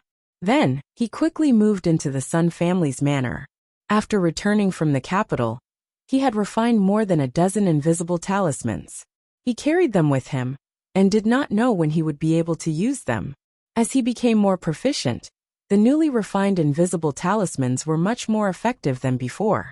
They could guarantee that he would not be discovered for 10 minutes. There was a small square in the middle of the Sun family's manor, with an area of about 200 to 300 square meters. When Qin Haodong arrived, the square was already filled with dozens of men in black. These people were divided into two camps. One was the men of sacrifice trained by the Sun family, while the other had strange patterns printed on their clothes and exuded a strange aura. It was obvious that they were from an evil sect. However, the cultivation of these people was generally much higher than that of the men of sacrifice of the Sun family. They had all reached the level of covert power. In the middle of the square stood the patriarch of the Sun family, Sun Xingtian, and a black-clothed man completely covered in a robe. In front of them were 20 large iron cages, and in each cage was a child. These children were generally 4 or 5 years old, including the little girl that Qin Haodong had just seen. There were 20 boys and 10 girls in total. These children were sitting in the cages and sleeping. It seemed that they had been drugged or something like that. Sun Xingtian said to the man in black, "Your Excellency, the 20 children have been gathered. Are you satisfied with them?" The man's black robe shook, and he nodded with satisfaction. "Well done. The Lord will reward you." "Thank you, Your Excellency." Sun Xingtian said, "But we've made too much noise this time. We'd better send these children away as soon as possible." The man in black said, "Don't worry. According to the agreed time, the people sent by the Lord will arrive. Then they can take these children away." Seeing this, Qin Haodong had almost guessed it. This man in black should be from an evil sect. The Sun family was cooperating with them. These children were stolen by the Sun family and given to this evil sect. The cultivation of this man in black was at the 3rd level of the supreme power realm. If he attacked with the Xian Yuan sword, he could kill him on the spot. After killing him, there was nothing to worry about. But for some reason, the sense of crisis still lingered in his heart. It could be seen that there were other masters hiding around. Because of this, he did not act rashly. When he was hesitating whether to send a message to Nalan Wuxia, a cold voice suddenly sounded in the air. "Sun Xingtian, as the top aristocratic family in Shanghai, you actually colluded with the remnants of the evil sect and harmed these innocent children. Today is the day you die." After the voice sounded, a graceful figure of a woman appeared in front of Sun Xingtian and the black-robed man. This woman was wearing a spotless white dress, which looked particularly conspicuous in the night. Her long hair was tied behind her head, and she carried a long sword on her back. She looked like a heroine walking out of a martial arts drama. Her holy temperament was like a female bodhisattva. Qin Haodong was slightly stunned. This woman was the first campus belle of Shanghai Medical College, Feng Wu. Sun Xingtian was shocked and then shouted, "Who are you?" Feng Wu said coldly, "It doesn't matter who I am. Your Sun family helped the evildoer, and from today on, your name will be removed from Shanghai." "Little girl, you're too arrogant." With the black-robed man by his side, Sun Xingtian seemed to feel confident. He waved to his men next to him and said, "Kill her." As soon as he gave the order, the black-robed men rushed toward Feng Wu with their weapons in their hands. "You're courting death." Feng Wu shouted coldly and waved her sleeves casually. A strong force swept out, and those black-robed men of sacrifice were suddenly swept away like fallen leaves in the wind. They fell to the ground one by one and spat out mouthfuls of blood. "Evil remnants of the devil cult, go to hell!" Feng Wu shouted coldly again. Then the long sword on her back seemed to have a life of its own. It bounced out and fell into her hand with a ding. This was a golden long sword. It looked a little smaller than the Xian Yuan sword, but the sharp sword light was very similar. Feng Wu shook her wrist, and the long sword turned into a golden light and stabbed at the black-robed man's chest. The attack of a level 8 Supreme Power Master was naturally extraordinary. After this sword stabbed out, the surrounding air seemed to be frozen, and the sharp sword chi made people breathless. The black-robed man only had the strength of a level 3 Supreme Power Master. He had no ability to resist at all, and was about to die on the spot. At this moment, a silver light like a full moon cut through the night sky. It flew over like a meteor, and hit the golden sword that Feng Wu had stabbed out. With a crisp clang, the golden sword was knocked away by the full moon, and the black-robed man survived. Qin Haodong's sharp eyes had already seen that the full moon was a round scimitar. This scimitar was made in a strange shape, and it was a boomerang. After knocking away Feng Wu's golden sword, it flew back and fell into the hands of a young man in his 30s. Ha ha ha ha. We just wanted to catch the big fish of the Zihong Sword House. We actually caught the young sword master of the Zihong Sword House. The young man reached out to catch the scimitar that flew back as he spoke. In his other hand, there was also a similar scimitar. It seemed that it was his weapon. And beside the young man stood a coquettish woman. This woman was quite beautiful, but she was too flirtatious. Her revealing clothes could not hide her plump figure at all, and her pair of phoenix eyes seemed to be able to steal people's souls at any time. Sister Feng Wu, I really didn't expect to meet you here. I'm also very surprised. The woman's voice was so charming that it made people's imagination run wild. After seeing the two people, Qin Haodong's pupils suddenly shrank. These two guys seemed to be laughing, but in fact, they had already reached the 8th level of the Supreme Power Realm. They were the ones who had brought the sense of crisis just now. These two people had been hiding in the dark. It seemed that they had predicted that someone would come. Feng Wu's expression finally changed a little. Obviously, the appearance of these two people had surprised her. She said, "By Rui Zhou Changkong, the left and right protectors of the Hahuan sect. What are you doing here?" Bai Rui said in a charming voice. "Sister Feng Wu, you're the one who said that. The Sun family is the property of our Hahuan sect in the secular world. Why can't we come here?"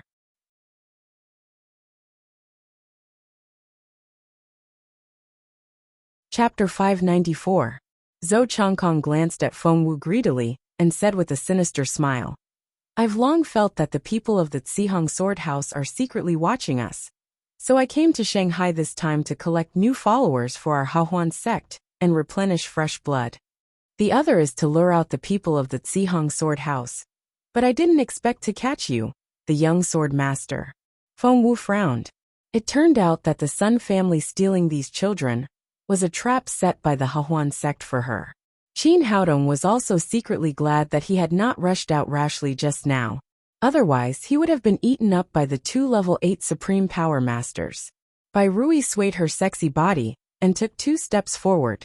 She said in a sweet voice, "Sister Feng Wu, I think you're pretty. Why don't you come to our Hahuan sect? This is the paradise on earth. At that time, I promise you can find a handsome partner for dual cultivation and live happily for the rest of your life. Why do you have to stay in a place like the Zihong Sword House? There's not even a man there. There's no fun at all." Feng Wu said angrily, "Don't talk nonsense. Today, I'm going to kill the demons and get rid of you two scourges for the sake of the world." Bai Rui smiled and said, "Sister Feng Wu, you're so beautiful. Why do you always fight and kill?" Zhou Changkong sneered and said, "Feng Wu, don't think that we don't know your background. Although you're known as a genius of the Zihong Sword House, you're still too young. You're only at the 8th level of the Supreme Power Realm now. You're at the 8th level of the Supreme Power Realm, and so are we. How can you fight against us? Go to hell." Feng Wu knew very well that since she had fallen into the trap today, she had no choice but to kill her way out. She turned her wrist, and the golden sword in her hand turned into a cold light, directly stabbing at Bai Rui's heart. This golden sword was called the Leimu sword, and it was the treasure of the Zihong Sword House. Bai Rui knew how powerful the Leimu sword was.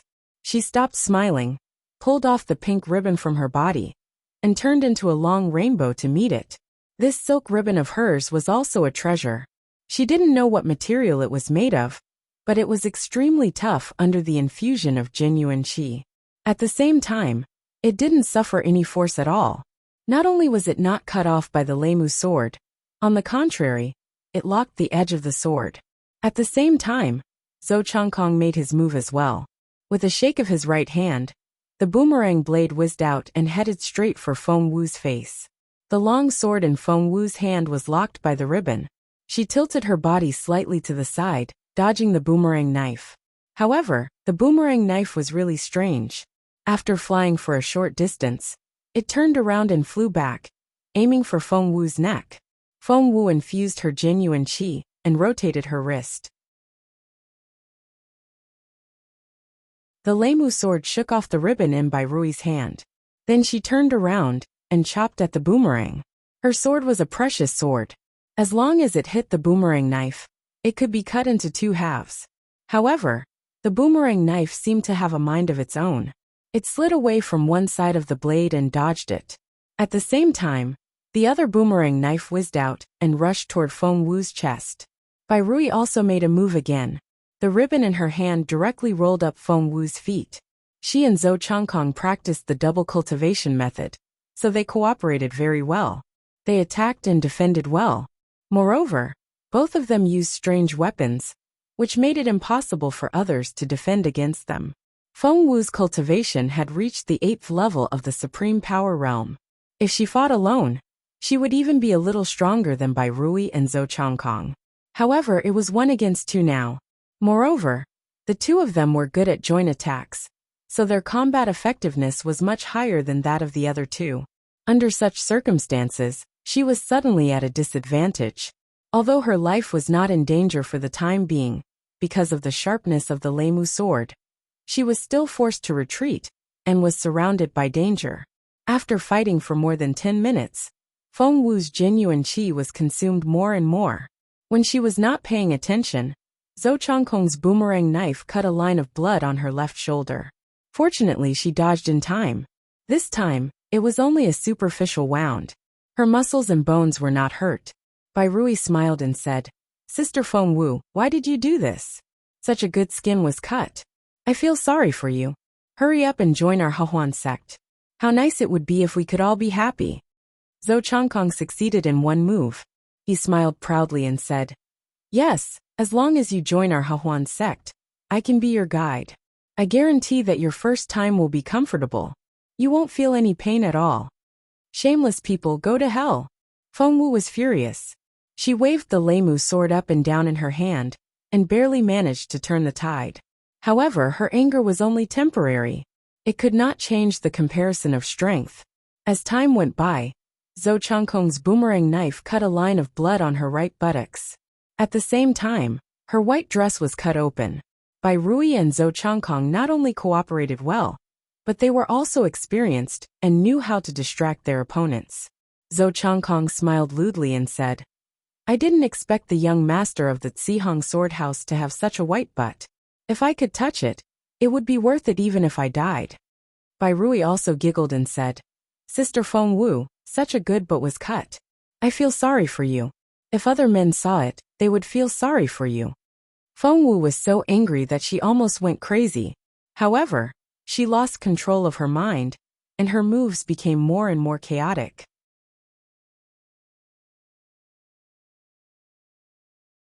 The situation became more and more passive. Not only did she not have any chance to win, but it was also extremely difficult for her to escape. Qin Haodong used another invisibility talisman and watched anxiously. He wanted to help, but the three of them were all at the 8th level of the Supreme Power Realm. With his cultivation of the 3rd level of the Supreme Power Realm, even if he helped, he would not be of much help. He would be killed in a few moves. If he wanted to help Feng Wu, he could only secretly wait for an opportunity. He had to wait for Bai Rui and Zhou Changkong to relax their vigilance. There was only one chance. If he missed, it would be completely over. After fighting for another 5 or 6 minutes, Feng Wu's body was cut a few more times. She was now in a dangerous situation, and had no time to stop the bleeding. The large amount of blood made her pale and dizzy. Seeing that the two protectors of his sect had won, Sun Xingtian breathed a sigh of relief. If the news of today's fight was spread by Feng Wu, the Sun family would really be finished. Bai Rui and Zhou Changkong looked proud. At this time, they had already won. Whether they killed or captured Feng Wu alive, they would make a great contribution to the Hahuan sect, and would definitely be rewarded. However, the two of them were extremely experienced, and were not in a hurry to take action. They knew how terrible the dying strike of a level 8 Supreme Power Realm Master was. Even if they did not die, they would be seriously injured. They blocked all of Feng Wu's escape routes, and continued to wear down her strength. Bai Rui smiled again and said, "Sister Feng Wu, Why did you do this? You've ruined such a good skin. With your appearance and figure, if you come to our Hahuan sect, there will be countless strong men lining up to pamper you. At that time, you will know how happy it is to be a woman. *TCH I'll kill you. Feng Wu was also very smart. At this time, she had already seen through their intentions. The Leimu sword in her hand glowed with golden light, and stabbed at Bai Rui's heart with all her strength. She did not care about the two boomerangs behind her. Bai Rui was shocked. She did not expect that Feng Wu would use a fighting method so soon.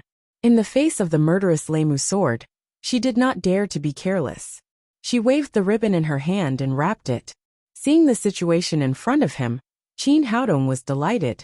The opportunity he had been waiting for a long time had finally come. He first locked the two boomerangs with his primordial spirit, and then put them into the divine ring with a thought. Then he controlled the Xianyuan sword to hide in the thousands of golden lights released by the Leimu sword, and shot at Bai Rui's chest. Because the sword light released by Feng Wu was too bright, and Qin Haodong was always invisible, Bai Rui did not notice that there was a sword in the sword light. The Xianyuan sword and the Leimu sword, the two swords, stabbed at Bai Rui's heart together. But at this moment a strange scene happened. After the addition of the Xianyuan sword, the Leimu sword unexpectedly made an excited cry, as if attracted by a magnet. The two swords banged together, and merged into a huge golden sword. Then the sword light shone brightly, more than 10 times stronger than before. Qin Haodong was stunned.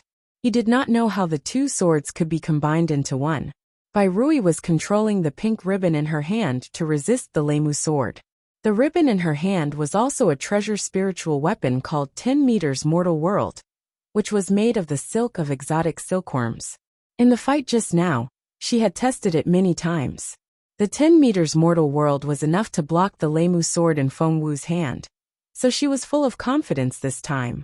But she never dreamed that the Xianyuan sword would appear out of nowhere, and it was even combined with the Leimu sword. Its power was more than 10 times stronger than before. The 10 feet of Mortal World in her hand couldn't block the sword at all, and was directly split into two pieces. When she found it, it was too late to hide. The sword light all over the sky gathered together, and finally disappeared into her chest. Ah! Bai Rui let out a shrill scream. A fist-sized bloody hole was directly cut in her towering chest. Even her heart was crushed into powder by the fierce sword qi. Even though she was a level 8 Supreme Power Master, she could not survive. Zhou Changkong and Bai Rui used the joint attack technique, and were controlling the two boomerangs to attack Feng Wu. But they did not expect that the saber would suddenly disappear, as if it had never appeared. What's going on? Where is my saber? He was shocked and looked around for his boomerangs, but he did not find them. Instead, he saw Bai Rui killed by a sword. Rui! Seeing that Bai Rui was dead, he cried out in pain. Although the two looked young, they were actually over 60 years old. They had been cultivating together for more than 40 years. Seeing that their companion was dead, they were immediately heartbroken. After killing Bai Rui, Qin Haodong found that the big sword was still listening to his command. He did not stop and directly controlled the flying sword to cut Zhou Changkong's head.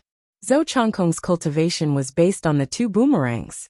At this time, without the weapons, his cultivation was greatly reduced. In a daze, he was cut in half by the sword. Blood spurted out, and his body fell to the ground.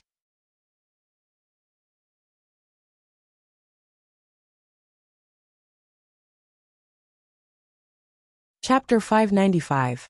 The moment the Xianyuan sword appeared, Feng Wu felt as if she had been struck by lightning. She gave up controlling the Leimu sword, and stood there like a wax statue muttering, "The Xianyuan sword." The Xianyuan sword finally appeared. After killing Zhou Changkong, Qin Haodong turned around, and saw that Feng Wu was still in a daze. He hurriedly shouted, "Don't just stand there. Hurry up."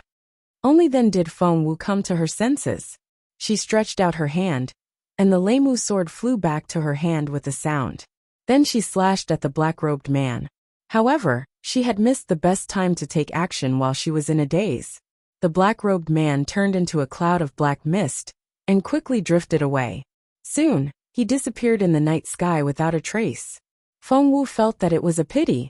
She directly turned the Leimu sword in her hand to the disciples of the Acacia sect next to her. These people only had the cultivation of covert power.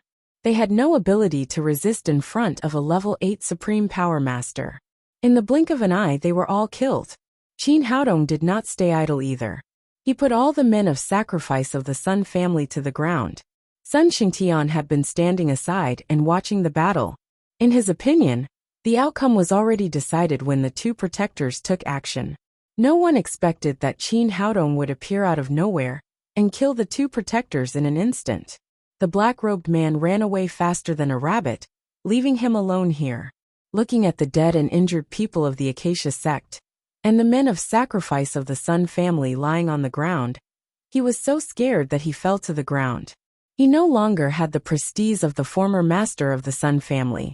Now, he knew that the situation was over, and the Sun family was completely finished.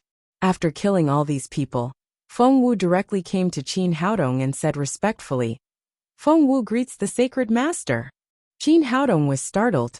He looked back and found no one else around him. He hurriedly said, "Senior Feng Wu, are you okay? You're wrong. How could I be the sacred master?" While speaking, he looked at Feng Wu and thought to himself, she didn't hurt her head just now. Why did she start talking nonsense? Feng Wu said, "Sacred master, Feng Wu is not wrong. The one who holds the Xianyuan sword house is the sacred master of the Zihong sword house." Qin Haodong was slightly stunned. After confirming that Feng Wu was not joking, he asked, "Sister Feng Wu, do you know this sword?" Feng Wu said, "Since the Xianyuan sword is the sacred lord's sword, Feng Wu certainly knows it. The sacred lord's sword and the Leimu sword in my hand are a pair. Even if I'm wrong, the Leimu sword won't be wrong."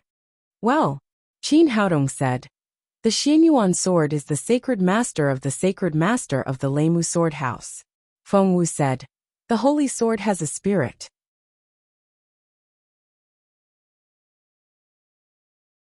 Since the Xianyuan sword recognizes you as its master, you are the sacred master of the Zihong sword house." What's going on?" Just as Qin Haodong was about to clarify the matter, a burst of sirens rang out.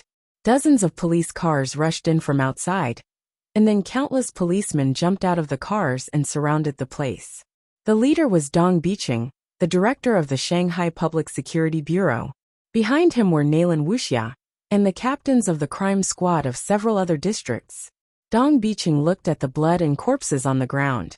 He came to Qin Haodong and asked seriously, "Little Qin, what's going on?" Before Qin Haodong could speak, Feng Wu took out a sign and handed it to Dong Biqing. "Come with me." Dong Biqing's expression changed drastically when he saw the sign. He followed Feng Wu to a quiet corner. Naylan Wuxia came to Qin Haodong and asked with concern, "Are you all right?" Qin Haodong smiled and said, "I'm fine. You guys came pretty fast." It turned out that Qin Haodong had sent a message to Naylan Wuxia before he took action, telling her that the missing children were in the Sun family, and asking her to bring enough people. Naylan Wuxia looked at the tragic scene and said, "What's going on?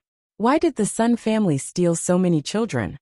Qin Haodong said, "I heard that it has something to do with an evil sect called the Hahuan sect, and the Sun family is a secular force supported by the Hahuan sect. They help them do evil things. I don't know much about the details, but this time the Sun family is really finished." At this time, Feng Wu had finished explaining things to Dong Biqing. She came back and said to Qin Haodong, "Director Dong will handle everything here. Let's go." Qin Haodong said goodbye to Naylan Wuxia and then left with Feng Wu. After getting in the car, he asked, "Senior Sister Feng Wu, how are your injuries?" "Sacred Master, don't call me Senior Sister. Just call me Feng Wu." Feng Wu said respectfully, "My injuries are all superficial. They didn't hurt my muscles and bones. I just lost a lot of blood. I just need to find a place to deal with it." Qin Haodong said, "Let's go to my house. I'm a doctor. I'll help you deal with your injuries." "Okay, Sacred Master. I'll make things clear to you." Qin Haodong said, "Don't always call me Sacred Master. It makes people think that I'm an old monster. Just call me Haodong." Feng Wu said respectfully, "I don't dare. If my master finds out, He will punish me according to the sect rules. Qin Haodong shook his head helplessly. Such a beautiful girl turned out to be stubborn. What era are we in now? If you call me that, others will think that we're mentally ill. Anyway, you're my senior sister. Just call me Haodong. Feng Wu hesitated for a moment and said, I can call you Haodong in front of others, but I still have to call you Sacred Master when there's no one around. Whatever you want. Qin Haodong really didn't know how the Zihong Sword House brainwashed Feng Wu, but since she insisted, there was nothing he could do. What token did you show Dong Biqing just now? Feng Wu said. It's the token of the Xianyuan Pavilion. I'm an elder of the Xianyuan Pavilion. It's the Xianyuan Pavilion's arrangement that I came to the Shanghai Medical College this time. As early as a few years ago, we found signs of the Devil Gate's activities in Shanghai, so we sent me here to find out the truth. I didn't expect that the Sun family was actually a force cultivated by the Hehuan sect of the Devil Gate. So you're a member of the Xianyuan Pavilion, and you're also an elder. Qin Haodong said jokingly. I'm also a member of the Xianyuan Pavilion, but I'm a guest elder. I'm still a little inferior to you. Feng Wu said. The master of the Xianyuan Pavilion is my master, and you're the sacred master of the Zihong Sword House. In this way, the entire Xianyuan Pavilion will listen to your orders. This is too complicated. Let's talk about it later. I'll make a phone call first. Qin Haodong took out his mobile phone and dialed Zhou Jieluan's number. It was already midnight. Old Master Zhou had just fallen asleep when he was woken up by the phone ringing. However, he rarely gave this phone to others. Since it rang, it meant that something big had happened. He glanced at the caller ID and saw that it was Qin Haodong calling. He immediately pressed the answer button. Little guy, it's so late. Shouldn't you call Xinju? Why are you looking for me? Qin Haodong said. Old master, as you wish, the Sun family has fallen. Hurry up and call all the people of the Zhou family. Get ready to grab some benefits. The earlier you do it, the more benefits you can get. The Sun family would definitely be removed from Shanghai after such a big incident. However, as a top family in Shanghai, their industry was also extremely huge. After their fall, they would definitely be crazily nibbled away by other forces. Hearing this news, Zhou Jieluan sat up from the bed and cried. Really? You're not joking with me, are you? Qin Haodong said. Old master, you said it yourself. Even if I were to joke at this time, it would be to find a beautiful woman. I wouldn't joke with you. That's great. I didn't expect that I would live to see this day. Old Master Zhou was so excited that he almost jumped up. At this moment he was no longer sleepy. It had always been his lifelong wish to become the biggest family in Shanghai. It was a pity that there were 3 families in the past, and he could not see any hope. However, since this young man came to Shanghai, everything became a reality. First, the Zheng family fell, and now the Sun family fell. So in the future, Shanghai would belong to the Zhou family. However, he also knew how all this came about. Even if they became the biggest family in Shanghai in the future, they could never provoke Qin Haodong. Otherwise, the Zheng family and the Sun family would be their example. After hanging up the phone, he immediately called the housekeeper in, and then called all the core members of the Zhou family. They held an emergency meeting that night. The next morning, they began to crazily eat the big cake that was the Sun family. After making the phone call, Qin Haodong took Feng Wu back to his room. First, he took a dress from Lin Momo and changed Feng Wu's bloody dress. Then he began to treat her injuries. There were more than a dozen knife wounds on Feng Wu's body, all caused by Zhou Changkong's boomerang knife. Fortunately, they were all superficial wounds and did not hurt the muscles and bones. After applying Qin Haodong's unique golden sore medicine, the scabs quickly fell off. Not even a scar was left. The only thing that was a little embarrassing was the 2 wounds on her lower abdomen and buttocks. It was a little awkward to treat them, but Feng Wu looked natural and graceful without any shyness. After the wounds were treated, the 2 took a shower and then returned to the room. Feng Wu said, Sacred Master, can you tell me how you got the Xianyuan sword? Yes. Qin Haodong told her how he got the Xianyuan sword and how he broke the strange seal. Feng Wu said, "No wonder that Sihong Sword House has not found any news about the Xianyuan sword for thousands of years. It turns out that it was sealed. But who sealed the divine sword? I don't know. That seal is extremely strange. I've never seen such a strange seal." Qin Haodong said, "Tell me, what's going on with the Sihong Sword House? What does it have to do with the Xianyuan sword?" "Let me tell you the origin of the Sihong Sword House first." Feng Wu said, "The first sword master of the Sihong Sword House was called Dini. Everyone knows that she founded the Sihong Sword House, but they don't know that it was all arranged by Dini's teacher Leimu." "Leimu?" Qin Haodong said, "Are you talking about the wife of the Yellow Emperor?" Feng Wu nodded and said, "Everyone knows that Leimu is the wife of the Yellow Emperor. She is virtuous and motherly, and she created silkworm breeding and weaving.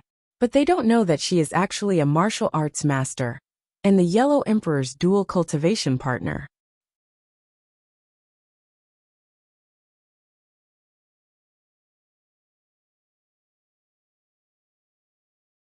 Chapter 596. Qin Haodong said, "You mean Leimu asked her disciple Dini to create the Sihong Sword House? With her identity and status at that time, there was no need for her to do so. What was her purpose?" Feng Wu said, "It's a long story, and the cause is very complicated. In the Battle of Zhulu, the Yellow Emperor killed Qiyu with the Xianyuan sword and cut off his head. This is a history that everyone knows. But what people don't know is that after this battle, the Yellow Emperor also disappeared, including his Xianyuan sword. There is no trace of him and his sword." Qin Haodong said, "According to folklore, didn't the Yellow Emperor marry 3,000 women and then ascend? It's all folklore. In fact, there is no such thing at all. Although monogamy was not practiced at that time, the Yellow Emperor only had 4 wives. How could he have a harem of 3,000? Feng Wu said, "According to the records of our Sihong Sword House, after the Battle of Zhulu, the Yellow Emperor suddenly disappeared, and there was no news of him since. As the official wife of the Yellow Emperor, Leimu sent many people to look for the whereabouts of the Yellow Emperor, but there was still no news. Leimu was an extremely infatuated woman. She did not give up. She asked Dini to create the Sihong Sword House for 2 reasons. One was to find the whereabouts of the Yellow Emperor, and the other was to fight against the Devil Gate and protect the people of Huaxia." Qin Haodong asked, "Fight against the Devil Gate? What kind of organization is the Devil Gate?" Feng Wu said, "Qiyu was killed by the Yellow Emperor in Zhulu, but his wife and subordinates were still there. They always wanted to avenge Qiyu, but they couldn't find the Yellow Emperor. In the end, they killed the Yanhuang tribe in Huaxia." Qin Haodong said in surprise, "Qiyu had a wife? There is no record of this in the history books." "There is, but there is very little information, so you didn't pay attention. I once saw a record like this in a book. Qiyu chased after the Yellow Emperor and fought on the shores of Zhuolu's Little Ah. There were no beasts left in the 9 corners, and the 5 inner regions were desolated. The Red Emperor was shocked and said to the Yellow Emperor, he executed Qiyu and killed him in Zhongji. The Yaoli mentioned in this record was Qiyu's wife. According to the records of the Sihong Sword House, she was a very powerful woman whose cultivation was not inferior to Leimu's. Moreover, she did not disappear after Qiyu's death. Instead, she led the Jiuli tribe to launch a crazy revenge against the Yellow Emperor's Xianyuan tribe. However, under the leadership of Leimu, the Xianyuan tribe launched a counterattack. Both sides suffered losses, and Yaoli didn't gain any advantage. Yaoli was an extremely vengeful woman. She was unwilling to let go just like that. So she created the demon sect and wanted her descendants to take revenge on the Xianyuan clan for generations to come. In order to deal with the revenge of the Dark Gate, Leimu founded the Sihong Sword House. The 2 sides have been fighting like this for thousands of years. Qin Haodong was quite shocked. He didn't expect that there was such a struggle behind the civilized society. He said, "Is the Hehuan sect we met today the Dark Gate?" Feng Wu shook her head and said, "The Hehuan sect is not the Dark Gate. It's just a subordinate sect of the Dark Gate. After thousands of years of development, the Dark Gate has become extremely powerful. Although they have changed countless sect masters, every sect master is called Yaoli. This has not changed. Under the sect master, there are 8 sect protector elders, for sect heavenly kings, and the left and right inspectors. These people are all high-level members of the Dark Gate. There are 7 sects under them, namely the 5 Poison sect, the Hahuan sect, the Skeleton sect, the Infu sect, the Maihun sect, the Black Witch sect, and the Beast-controlling sect. Bai Rui and Zhou Chongkong are just 2 protectors of the Hahuan sect. Qin Haodong took a deep breath and said, "So powerful?" The 2 protectors of the Hahuan sect are already at the 8th level of the Supreme Power Realm. How high are the cultivation of the sect master of the Dark Gate, the sect protector elders, and the heavenly kings? Feng Wu said, "The cultivation of the sect master of the Dark Gate is unfathomable. He is at least at the Saint Realm.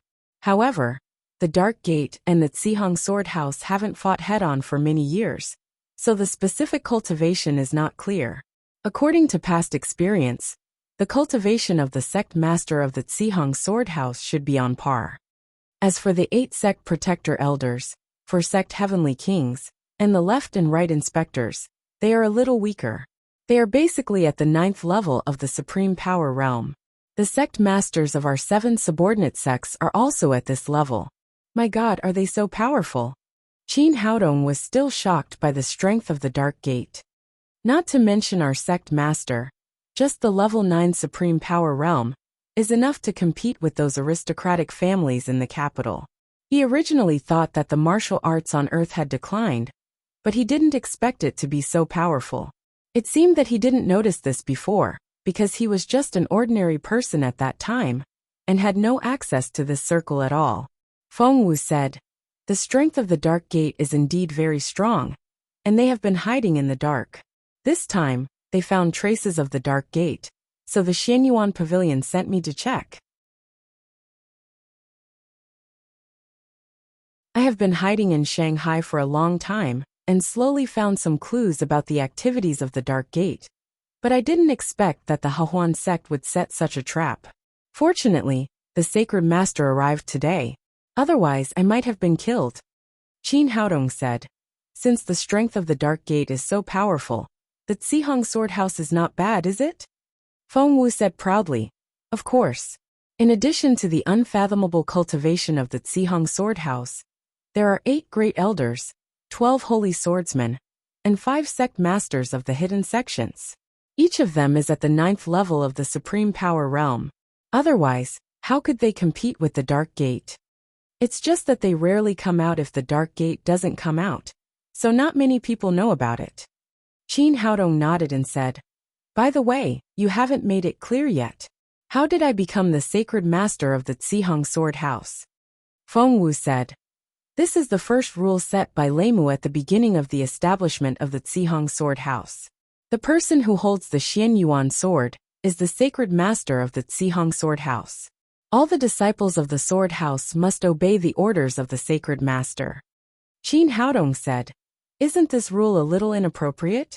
What if the Xianyuan sword falls into the hands of the evil sects? For example, if it falls into the hands of someone from the Dark Gate, do you also have to recognize them as your master?" Feng Wu shook her head and said, "That's impossible.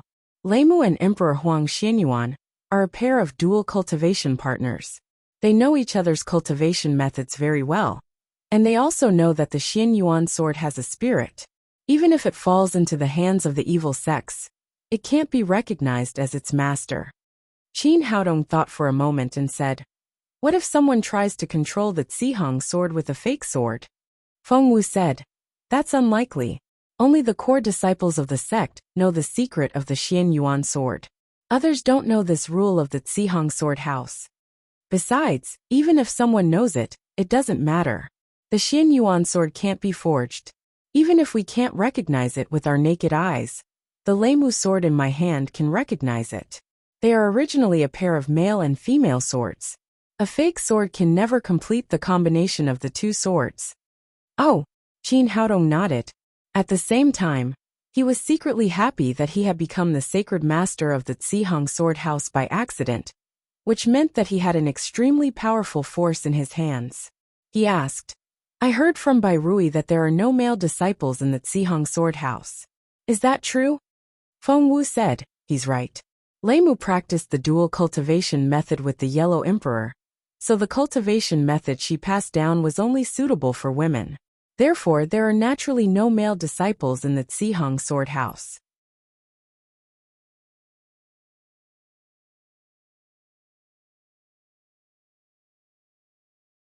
Qin Haodong reached out, and the Xianyuan sword appeared in his palm.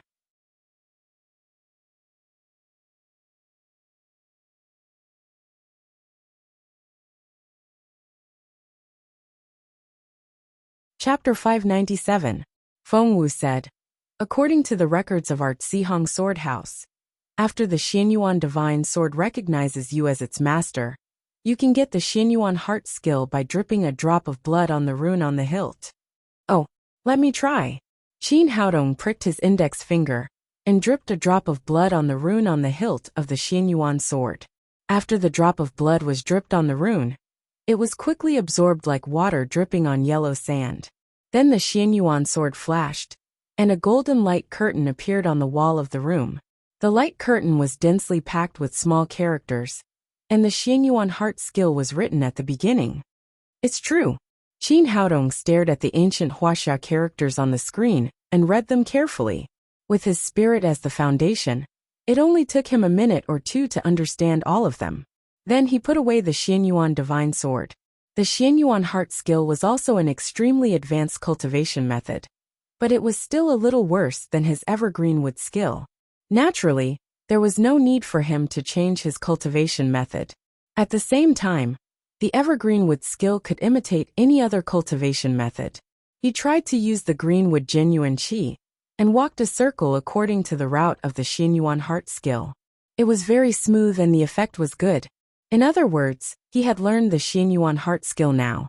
At this moment he felt something wrong. He turned his head and saw that Feng Wu, who had always been dignified and beautiful, was looking at him lovingly with her cheeks flushed. It turned out that after he ran the Xianyuan heart skill, the genuine qi in Feng Wu's body immediately responded. The speed of running was more than 10 times faster than usual, and she had a feeling of excitement.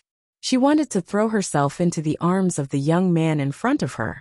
Qin Haodong looked at Feng Wu, and also had a feeling of eagerness. This was the mutual response of the cultivation method of dual cultivation. After understanding all this, Qin Haodong hurriedly stopped running the Xianyuan heart skill, and the two of them slowly returned to normal. After verifying everything Feng Wu said, it was equivalent to confirming the marriage between them in disguise. Both of them fell into silence, and the atmosphere in the room became a little awkward. Qin Haodong was a little hesitant, not knowing whether he should accept the engagement. If he accepted it, the two of them had known each other for a short time, and there was no emotional foundation. Besides, he had enough girlfriends now. He was Feng Wu's only choice if she didn't accept it. If she refused, the girl would be left alone for the rest of her life. It seemed that he had to accept a disciple. Even for the sake of the Zihong sword house, he had to pass on the Yellow Emperor Xianyuan. It was almost midnight, so the two of them didn't sleep. They sat there and chatted.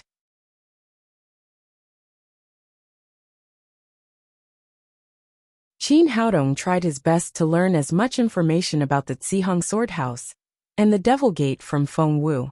This was especially true for the Joyful Union sect. He felt that today's matter couldn't be resolved so easily.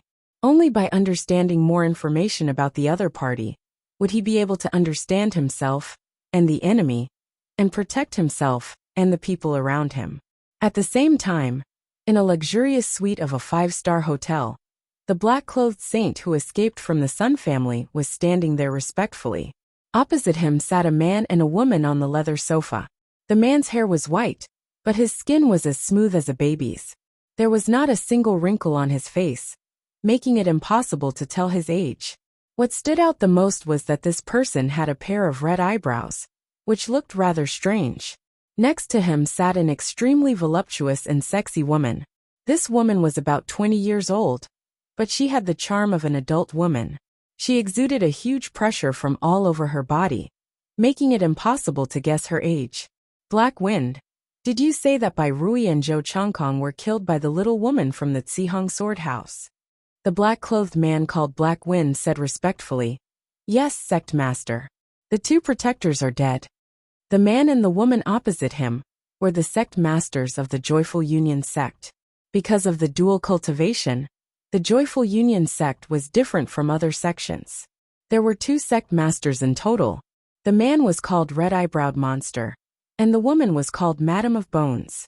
Both of them were experts at the 9th level of the Supreme Power Realm. Red-Eyebrowed Monster was born with a pair of red eyebrows, which was how he got his name. Madam of Bones was good at the art of collecting yang to nourish yin. It was said that any man who had sex with her would be sucked into a skeleton, so she got the name Madam of Bones. Red-Eyebrowed Monster picked up the red wine glass in front of him and took a sip. He asked slowly. The 2 protectors are both at the 8th level of the Supreme Power Realm. It's not easy to kill them. How many masters did the other party send? Madam of Bones said. Tell me the specific situation at that time. It must be detailed, and there can't be any omissions. It's like this, sect master. Black Wind told him the whole story and finally said. Originally, the 2 protectors were going to win, but then Qin Haodong suddenly appeared. I don't know how the 2 protectors were killed. Red-Eyebrowed Monster frowned and said in a cold voice. No matter what, you are a master at the 3rd level of the Supreme Power Realm. You were watching the battle at that time, but you didn't even see how they died. What's the use of you? Black Wind knelt on the ground and said nervously. I'm incompetent. Please spare my life, sect master. It was no wonder that he was afraid. The 2 people in front of him were both big shots in the Devil Gate. They could kill him easily. Madam of Bones said. Get up, I'll spare you this time. Thank you, sect master. After saying that, Black Wind got up from the ground. Madam of Bones asked again. What's the cultivation level of the boy named Qin Haodong? Black Wind said. According to the information I've collected, his cultivation should be between the 3rd level and the 4th level of the Supreme Power Realm. With such a low cultivation, not only did he save Feng Wu, but he also killed the 2 protectors in an instant. Madam of Bones turned around and said to Red-Eyebrowed Monster. There's something strange about this matter. We know the cultivation of Bai Rui and Zhou Changkong. They have been at the 8th level of the Supreme Power Realm for many years. Moreover, the 2 of them are good at joint attacks. Even if we attack them, we can only defeat them after 3 moves. How could they be killed in an instant? It's strange, it's really strange. Red-Eyebrowed Monster thought for a moment and said to Black Wind. Did you see it clearly at that time? Could there be masters from the Zihong sword house hiding nearby? Black Wind said. I don't think so. I didn't see anyone else except Feng Wu and Qin Haodong. Besides, if there were masters from the Zihong sword house nearby, they would have taken action long ago. They wouldn't have let Feng Wu suffer so many injuries. That makes sense. Madam of Bones said. There's something strange about this matter. The other party must have some tricks that we don't know. We have to figure it out. Red-Eyebrowed Monster said. Madam, do you mean that we won't take action for the time being? Madam of Bones smiled and said. It's been a long time since I've encountered such an interesting thing. We have to have a good time. Leave it to me. I'll give the Zihong sword house a surprise. In the room, Qin Haodong and Feng Wu were almost done talking. He took out an enhanced version of the energy-gathering pill from his pocket and said, This is my latest pill. Try it, and see if you can reach the 9th level of the Supreme Power Realm. I'll give it a try. Feng Wu took the pill and swallowed it. Then she began to meditate cross-legged. Qin Haodong looked at Feng Wu, full of expectation. He had now figured out the strength of the Devil Gate. He could not defeat the Hehuan sect alone. If Feng Wu could reach the 9th level of the Supreme Power Realm, it would be a guarantee. But half an hour later, he was disappointed. After taking the energy-gathering pill, Feng Wu's aura changed a little, but it was only a little bit. It was far less obvious than Lin Momo's. Soon Feng Wu opened her eyes. Qin Haodong asked, What's going on? Is it that my pill has no effect on a martial artist at your level? Feng Wu shook her head and said, It's not that it's useless for a martial artist at my level, but it's useless for me. I grew up in the Tsihong sword house and was appointed as the successor by my master a long time ago. All the resources in the sect are given to me alone.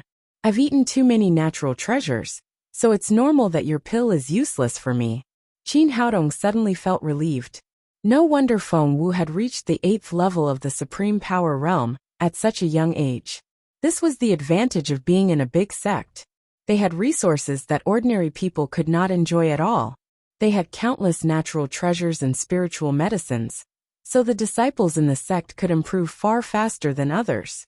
His energy-gathering pill was useless for Feng Wu, but it was still effective for others. Get up. While they were talking, there was a knock on the door. It was Li Meiyu who knocked on the door. Every morning, she would wake Qin Haodong up to cook breakfast. Today was different from the other days. She came with Jia Shihan. Because the door was not locked, it was opened after a few knocks. Lazy girl, get up quickly and go cook. She was still talking when she noticed Feng Wu's alluring figure. After being stunned for a moment, Li Meiyu immediately cried out excitedly. Qin Haodong, no wonder you came back so late last night. You actually brought back another beauty. You spent the night in the same room. Qin Haodong was speechless. He accidentally knocked over this little vinegar jar again. He quickly explained, it's not what you think. Senior sister Feng Wu is my patient. I treated her last night. Li Meiyu cried. Do you need to spend one night to treat a patient? Then we chatted. Chatted? Do you think I can believe it? It's more like having sex, isn't it? After seeing Feng Wu, Jia Shihan's eyes also flashed with a trace of loneliness, but she did not show it. Instead, she pulled Li Meiyu and persuaded. Sister Xiaoyu, don't shout. Believe in him. He won't lie to us. Only a silly girl like you will be deceived by him. Li Meiyu cried. Look, how many girls do we have here now? Furthermore, there were more and more of them every day. What was he trying to do by bringing another one back? Is he going to set up a concentration camp for beauties? Why don't you believe me? Qin Haodong pointed to the bloody clothes in the trash can and said, look at those clothes. Senior sister Feng Wu is indeed injured. How could it be like what you think? Li Meiyu looked at the blood-stained dress and blinked her big eyes. Are you sure you're not lying to me?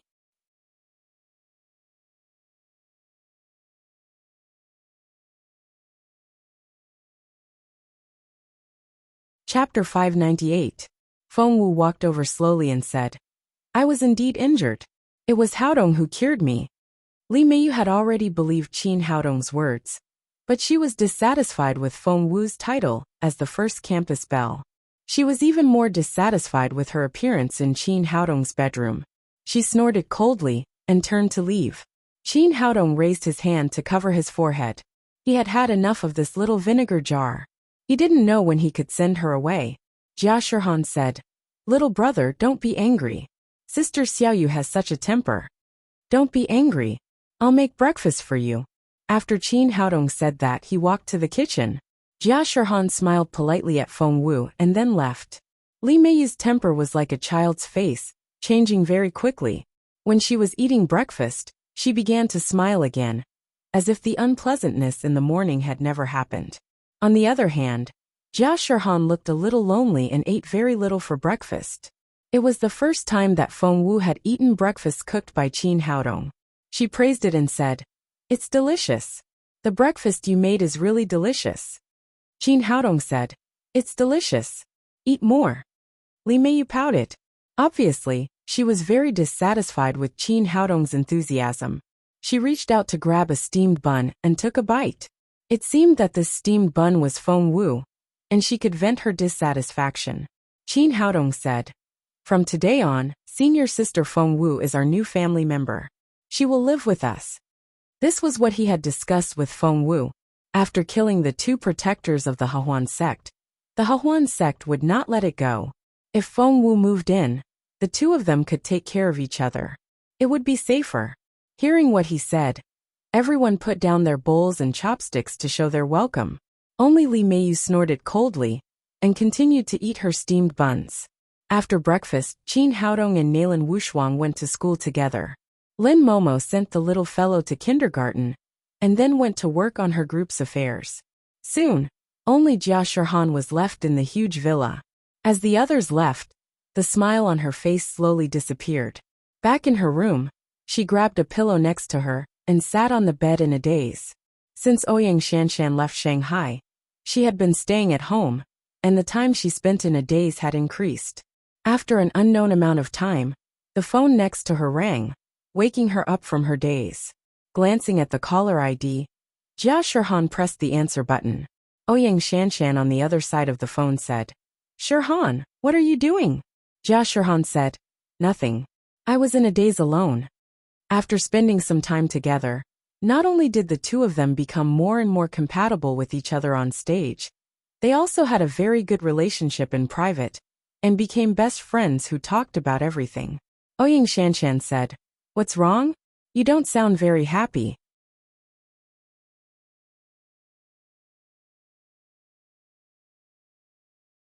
Jia Shirhan said, No. Little girl, do you think you can fool me? Although I don't see you, I know you have something on your mind." Ouyang Shanshan said with a smile, "Tell me, what made our little beauty unhappy?" After a moment of silence, Jia Shirhan said, "Sister Shanshan, I don't know why. Recently, when I saw him with other girls, I felt very uncomfortable. I know it's wrong, but I just can't control myself. This morning, when I saw him coming out of the room with a very beautiful girl, I felt sour in my heart.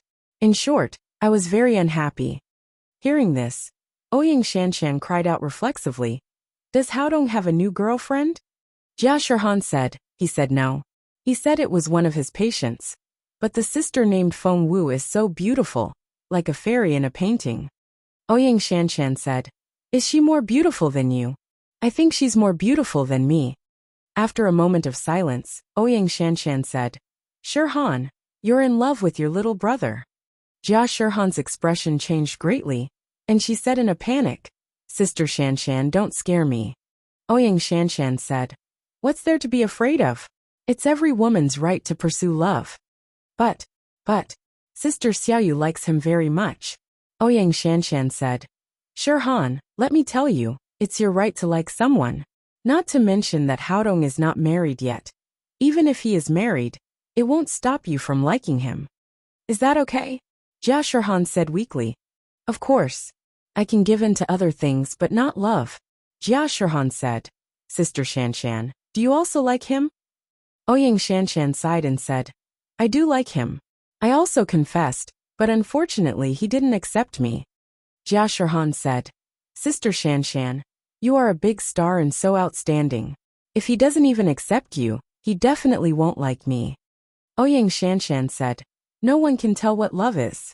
Maybe I don't have fate with Haodong, but you do. Since you like him, you should give it a try. Otherwise, you will regret it for the rest of your life."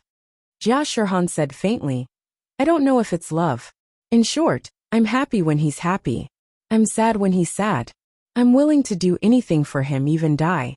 It's a pity that I'm too stupid to help him." Ouyang Shanshan sighed and said, "Little girl, you've fallen in love with him, and you're deeply in love with him. This time, you refused to come to Hong Kong with me. Is it because of him?" Jia Shirhan nodded. "It's like this.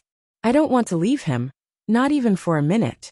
It's a pity that he's too busy and doesn't have time to accompany me." Ouyang Shanshan said, "Shirhan, you should tell him that you've fallen in love with him." "But I'm scared," Jia Shirhan said in a low voice. "He already has so many sisters around him. They are all prettier and better than me. I can see that each of them likes him very much. I can't compare to them." Ouyang Shanshan said, "Shirhan, you must be confident. You're also very beautiful.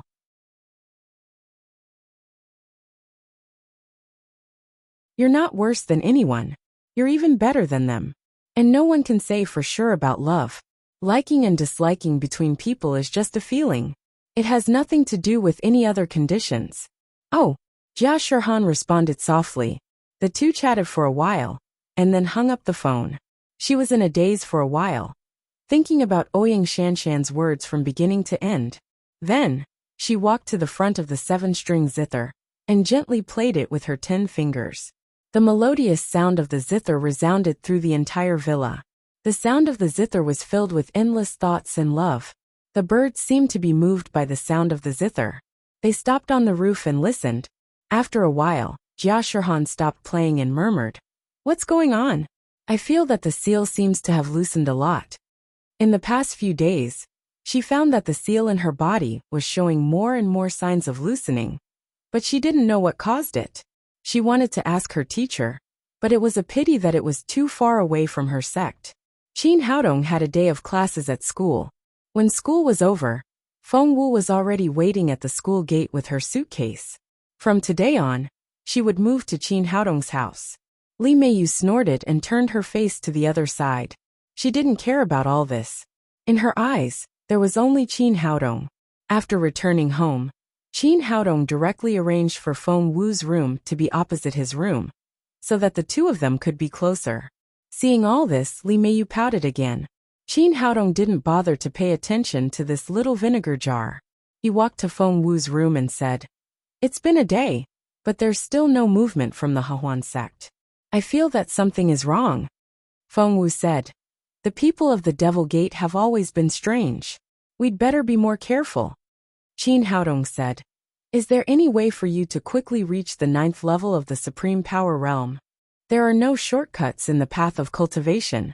Speaking of this, Feng Wu suddenly blushed and said, "But according to the records of our Zihang Sword House, dual cultivation can greatly improve the speed of cultivation." Speaking of this, she seemed to have exhausted all her courage, and quickly turned her head to look out of the window.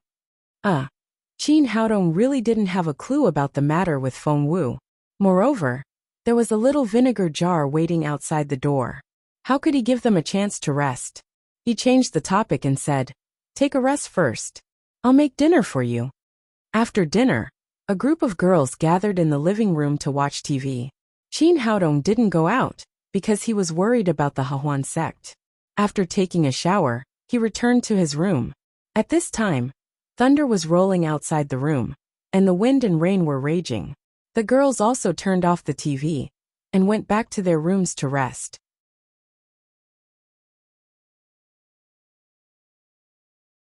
Just as Qin Haodong was about to turn off the light, he saw a snow-white figure appear in front of the window. Then, she jumped in and closed the window. He smiled helplessly and said, "Wan-er, why did you go through the window again?" It was Qi Wan-er. Tonight, she was wearing a white suspender lace nightdress. This nightdress was really short, revealing her sexy collarbone and smooth skin. Her smooth skin barely covered the important parts. The most terrible thing was that the material of this nightdress was too thin. Under the illumination of the light, the scenery inside was looming, revealing endless temptation. Qi Wan-er stepped forward and hugged Qin Haodong's arm. She said with a smile, "I'm here to have an affair with you. Of course, I have to be careful."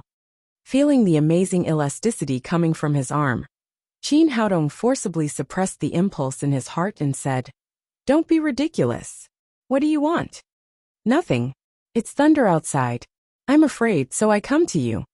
Qi Wan-er said and threw herself into his arms, pretending to be trembling. Qin Haodong said, "You are a master at the level of covert power. Will you be afraid of thunder?" "This has nothing to do with cultivation. I'm a girl. It's natural for me to be timid," Qin Haodong said.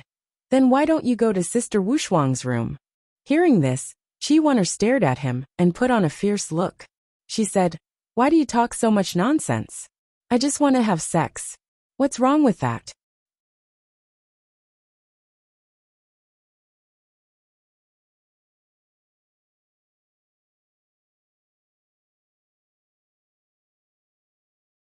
Chapter 599.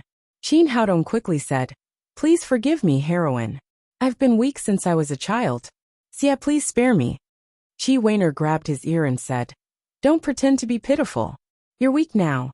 Tell me, what's going on with Sister Momo's cultivation?" "It hurts. It hurts." Qin Haodong put on a painful expression. He held Qi Wan-er's little hand in his and said, "What's going on?" "I don't know." Qi Wan-er stared at him and said, "Don't play dumb with me. I also want to improve my cultivation." Qin Haodong said, "You can't be too eager to succeed in cultivation. Didn't I give you the elixir?" Don't fool me with that broken elixir, Chi Weiner said. I've already heard from Sister Momo. She's now at the 4th level of the Supreme Power Realm. You helped her get there. You can't favor one and discriminate against the other. I want it too. Qin Haodong knew that he couldn't hide it anymore, so he said, but that method is not suitable for you. There's nothing inappropriate about it. Isn't it just double cultivation? Anyway, I've already decided that I'm yours. What are you afraid of? Qin Haodong held her cheeks with both hands, looked into her eyes and said, have you really thought about it? Don't you regret it? Of course not. No matter what, I'll be with you for the rest of my life, Chi Weiner said in a firm tone. It was difficult to disappoint a beauty. What else could Qin Haodong say now? After a short silence, he reached out and held Chi Weiner in his arms, kissing her fiercely. Chi Weiner did not show weakness. She put her hands around his neck. After a long time the two separated, panting. Qin Haodong raised his right hand and picked up the top button of the nightdress. Then the second. The third. Chi Weiner's eyes were like water, and her cheeks were so red that it seemed to be dripping blood. But she did not dodge at all. Knowing that this moment was finally coming, she gently closed her eyes. Her chest rose and fell violently, constantly changing a wonderful arc. The last button was unbuttoned, and there was nothing that could stop Qin Haodong's movement at this time. He raised his hand and gently pulled the nightdress off. Suddenly, a dazzling spring light burst out, and the atmosphere in the whole room became ambiguous. Seeing this scene, Qin Haodong he suddenly felt a little nervous, as if he didn't know what to do. His nostrils were burning, as if he was about to have a nosebleed. Although Chi Weiner was mentally prepared, it was her first time after all. For a moment, her cheeks were hot, as if on fire. She gently opened her eyes, and saw that Qin Haodong was staring at her body. She couldn't help but feel more shy. However, she was a brave girl after all. She knew that there was no point in being shy at this time. She might even miss the most important opportunity in her life. So be it. A woman's life was bound to have a first time.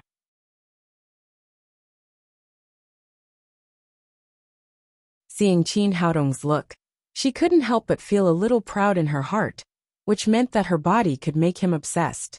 After being honest with her, Qin Haodong found that he had underestimated Chi Weiner's figure. The curve of her chest was fuller and more charming than he had imagined. Is it nice? Chi Weiner asked with a red face. Although she was shy, she still unconsciously puffed out her chest. Beautiful. Qin Haodong couldn't control himself anymore. He reached out to hold Chi Weiner's waist and quickly walked to the big bed behind him. For a time, there was thunder and rain inside and outside the room, and the peach blossoms were blown off and the ground was red. After a long time, the clouds outside the room stopped, and the two people in the room also quieted down. Chi Weiner lay in Qin Haodong's arms. Their eyes looked at each other with affection. After a long silence, her red lips moved and she whispered, "Rogue, what about my cultivation?" Qin Haodong realized that he was too focused on the bed just now. He was so excited that he forgot to do double cultivation enlightenment. Again, he turned over and the battle started again. But this time he was focused on giving Chi Weiner cultivation enlightenment. Qin Haodong didn't know that because he was too focused just now, he missed another thing, and didn't notice that there was a person standing at the door of the room. Li Meiyu stood in front of the door for a long time, and her eyes were full of tears. Jealous people were always narrow-minded. When she returned to her room, she had been worried that Feng Wu, who lived in the opposite room, would run into Qin Haodong's room. She couldn't calm down, and finally went to Qin Haodong's door to listen. Unexpectedly, she heard the battle just now. It turns out that he has been lying to me all the time. He has never wanted to pursue me.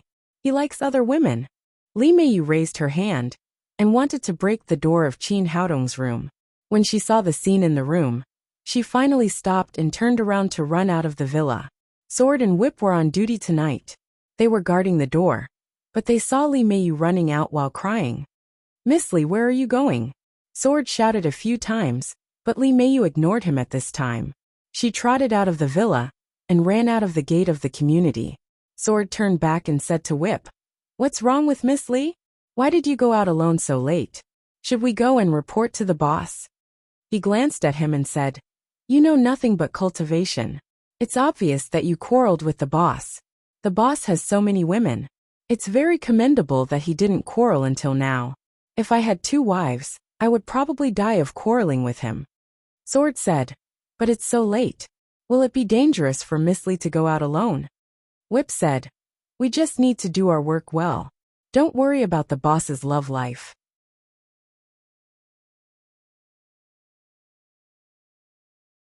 Do you think the boss doesn't know that Miss Lee has left the villa? He must know that. He must have his reasons not to chase after her. Let's not worry about it. Sword thought for a moment and said, You're right. Let's pretend that we didn't see it. What they didn't know was that their boss was busy giving Chi Wan her cultivation.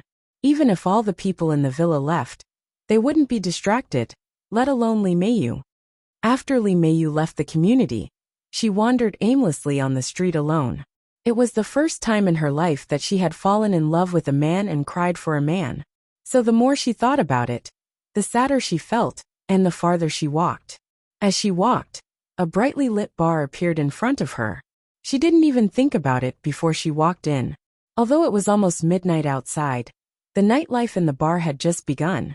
People who had been depressed for a whole day were here to vent their inner emotions. There was a hubbub of voices. Li Meiyu went to the bar counter and ordered a strong cocktail from the bartender. Then she drank it in one gulp and ordered another one. She had only one idea now. That was to get herself drunk and get rid of all her worries. When a beautiful woman like her came to the bar alone, she immediately became the center of attention. Many unkind gazes gathered on her. Chick, are you drinking alone?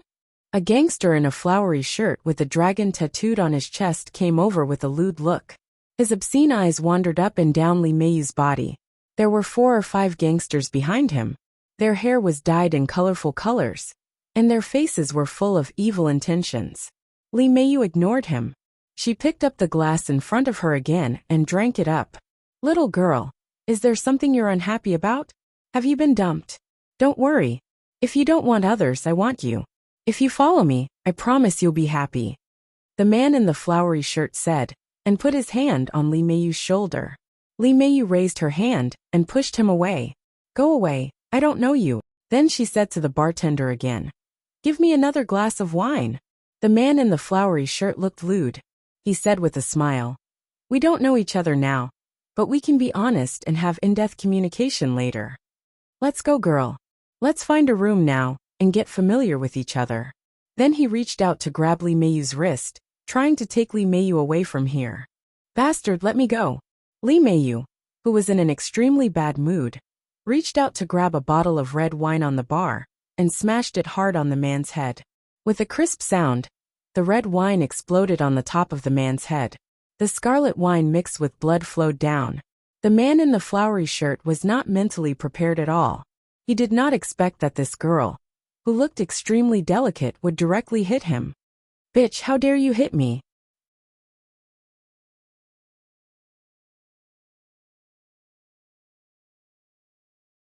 The man in the flowery shirt, who had come to his senses, was extremely furious. He shouted to the gangsters behind him, Take this bitch away. Everyone has a share tonight. Brothers, let's take turns with her. A few gangsters had been drooling for a long time. After hearing their boss's order, they immediately rushed to Li Meiyu with a smile. They had not seen many women like her in their lives. After grabbing her wrist, they pulled her out. Li Meiyu resisted desperately, but she did not know martial arts at all. How could a girl be a match for several big men? She was about to be taken out of the bar. Brothers, what are you doing? How can you treat a woman like this? Don't you know how to be tender to the fairer sex? At this moment, a coquettish voice sounded. The voice was so coquettish that it made people feel a kind of desire from the bottom of their hearts. The man in the flowery shirt wiped the blood on his head and looked back, only to see a delicate woman standing behind him. Compared with Li Meiyu's immaturity, this woman was more like a ripe peach. Her skin was white and tender, and her cheeks were delicate. It was hard to tell her age. At the same time, she was full of charm. Her every move seemed to be able to hook people's souls. It seems that I'm fated to meet another woman today. One is pure and the other is coquettish. It seems that I have to taste all kinds of flavors today. The man in the flowery shirt chuckled and said, "I want to taste what a virgin tastes like." He shouted to his men, "Take this woman with you. Brothers, let's have a good time today." A few of the hooligans roared excitedly, and two of them immediately pounced on the coquettish woman.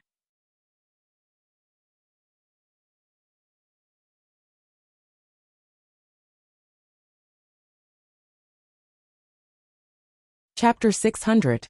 The coquettish woman only wore a pink tube top, which just covered her two towering peaks. She wore a miniskirt, which barely covered the key parts.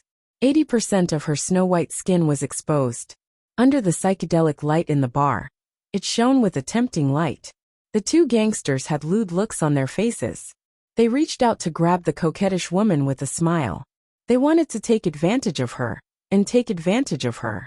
But before their hands could touch the coquettish woman, they heard the sound of bones cracking. Then they flew out like kites with broken strings, knocking over several nearby drinkers along the way.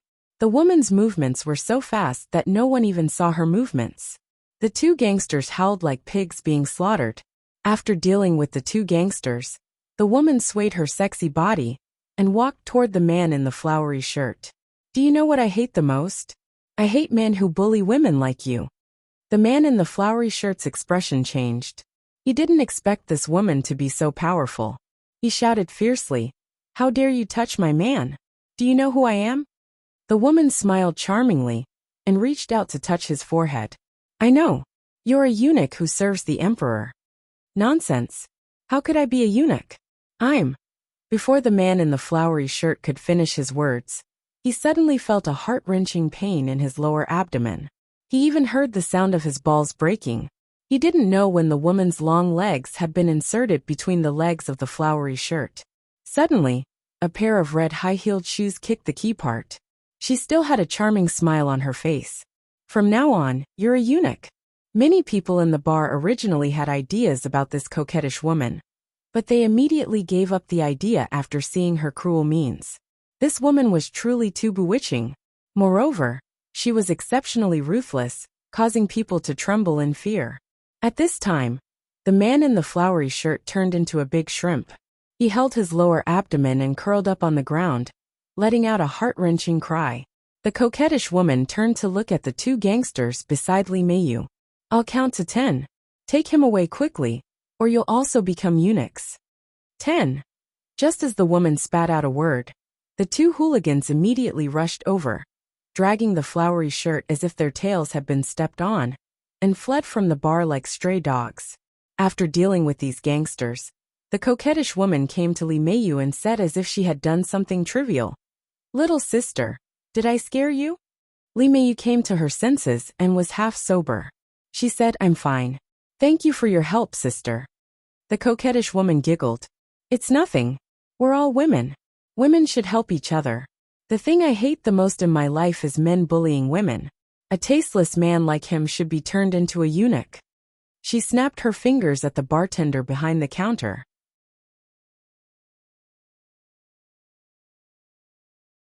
"What are you waiting for? Hurry up and give us 2 glasses of wine."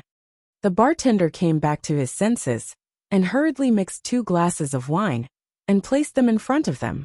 "Come, little sister, let's have a drink together." The coquettish woman enthusiastically pulled Li Meiyu to sit down with her. The two extremely beautiful women sitting together immediately became the brightest focus in the bar. However, after the incident just now, many male creatures only dared to look at them from a distance, and no one dared to come over to flirt with this coquettish woman. The coquettish woman picked up the glass and took a sip. She said, "Little sister, my surname is Bai. You can call me Sister Bai. What's your name?" "My name is Li Meiyu. Thank you for helping me just now." She had calmed down a lot now. It was too dangerous just now.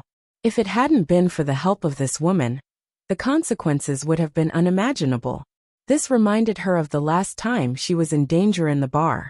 At that time, Qin Haodong had saved her. Thinking of that handsome man, she could not help but sigh. When she was in Hong Kong, countless rich men were around her like flies.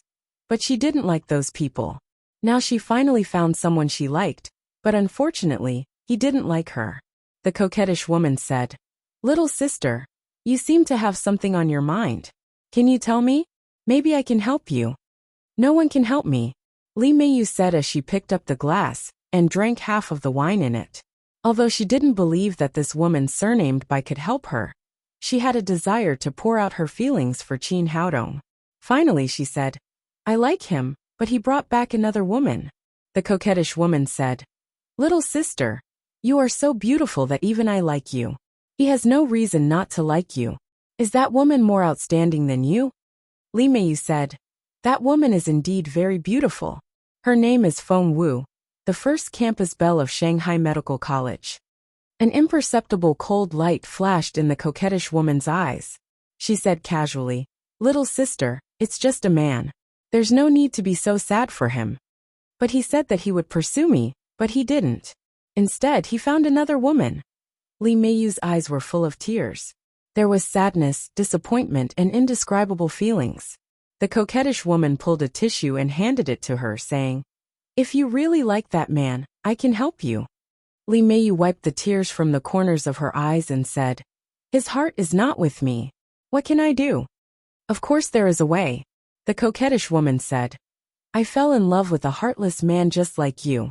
I loved him very much, but he left with another woman. Li Meiyu couldn't help asking curiously, What happened then? I was more sad and desperate than you at that time. I wanted to commit suicide by jumping into the river.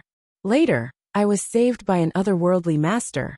He taught me a way to tie a man's heart.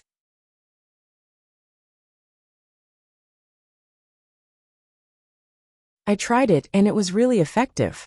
Li Meiyu's eyes lit up and she said, Really? What's the way? The coquettish woman grabbed her LV bag and took out 2 different colors of incense, one black and one red.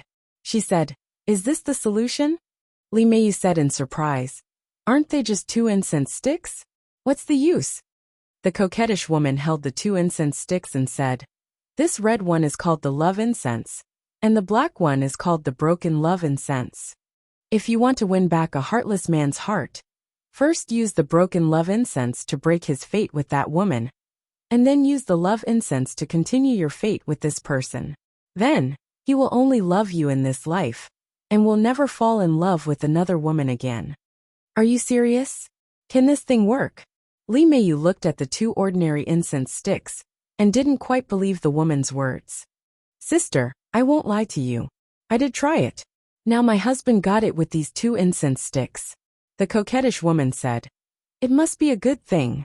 It can definitely help you win back that man's heart, but I have to charge you for these 2 incense sticks. 1 incense stick is 500,000 yuan, and 2 incense sticks are 1 million yuan. Li Meiyu didn't say anything. She didn't care much about 1 million yuan. The Li family gave her more pocket money than that in a month. It was just that there were too many liars now, and the woman's words were so mysterious that she couldn't believe it. The coquettish woman seemed to know what she was thinking and said, Sister, I know you don't trust me very much. How about this? You take this black broken love incense. I won't charge you for now. When you break them up and believe me, you can buy my red broken love incense with 1 million yuan. What do you think? Is that okay? You don't have to be afraid that I'll cheat you of your money. Well, it's a deal. If your method really works, I can give you 2 million yuan. Li Meiyu's eyes sparkled with excitement. The coquettish woman's method made her trust her a lot. The coquettish woman said with a charming smile, Little sister, don't worry. I've used this kind of incense on many people. It works every time, and it hasn't failed yet. Li Meiyu asked, Sister Bai, how do you use this kind of incense? The coquettish woman said, The material of this kind of incense is very special.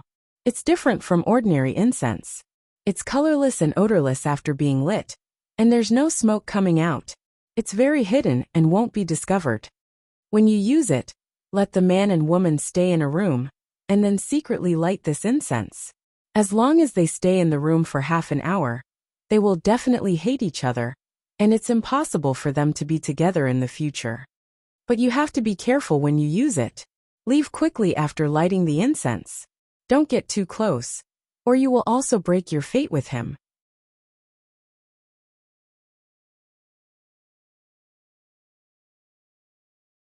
Li Meiyu took the black broken love incense and said, "But how can I make them stay in the same room?" The coquettish woman spread out her hands and said, "You have to figure it out yourself. I can't help you." "All right then." Li Meiyu carefully put away the incense and said, "If it succeeds, how can I contact you? Can you leave me your phone number?" The coquettish woman said, "I don't like to use the phone. How about this? I'll wait for you in this bar every night for 3 days. You can come to me." "Well, thank you, sister. Bye. I'll go back now." Then Li Meiyu left the bar. After thinking for a while, she finally had an idea. She turned around and went into a large shopping mall next to her. She bought more than a dozen sets of women's clothes in a row, then took a taxi and went back to Qin Haodong's villa. In the room, Qin Haodong had completed the double cultivation initiation technique. At this time, Qi Weiner's momentum had soared, and she had reached the 3rd level of the supreme power realm. Feeling the surging genuine qi in her body, Qi Weiner said excitedly, "Powerful. You're so powerful. I'll take advantage of you first." Then she was about to rush to Qin Haodong, but there was a hurried knock on the door.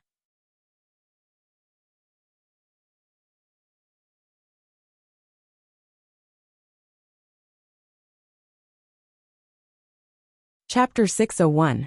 Haodong opened the door. "It's me." Nalan Wushuang's hurried voice came from the door. "It's Sister Wushuang." Qi Weiner jumped up from the bed, grabbed the pajamas next to her, and put them on.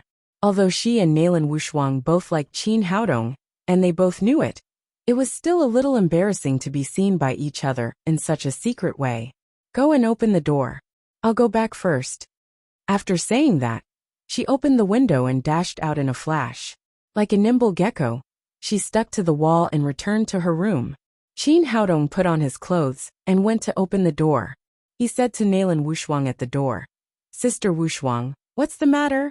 Nalan Wushuang said hurriedly, "Something's wrong, Haodong. Li Meiyu is missing."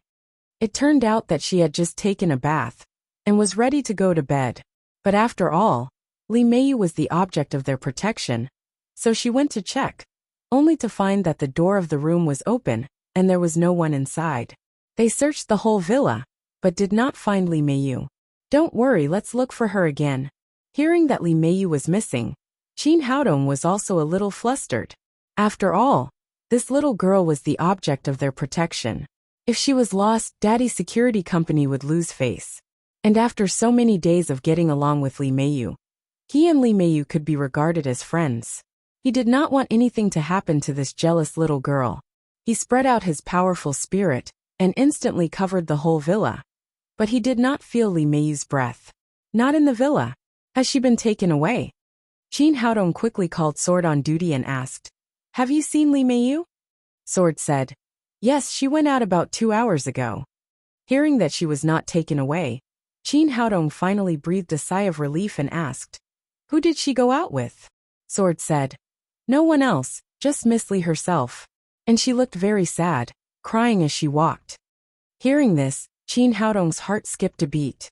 Did this little girl know about him and Qi Weiner? "Why didn't you stop her?" Sword said awkwardly, "I thought she was just going out for a walk. I didn't think so much." At this time Qi Weiner, who had changed her clothes, also rushed over. Feng Wu heard the noise and came over. Feng Wu asked, "Haodong, what happened?" "Meiyu is missing. Now we have to find her as soon as possible." Qin Haodong looked very anxious. After all, Li Meiyu was just an ordinary person, and there was no one around to protect her. It was very dangerous for a woman to be outside so late at night. Just as he was about to take out his mobile phone and ask Ma Wenjua to send all the members of the Daddy security company to look for her, a taxi stopped in front of their house. The door opened, and Li Meiyu got out of the car with many bags. Seeing that she was safe and sound, everyone heaved a sigh of relief. Qin Haodong put down his phone, stepped forward and said, "It's so late."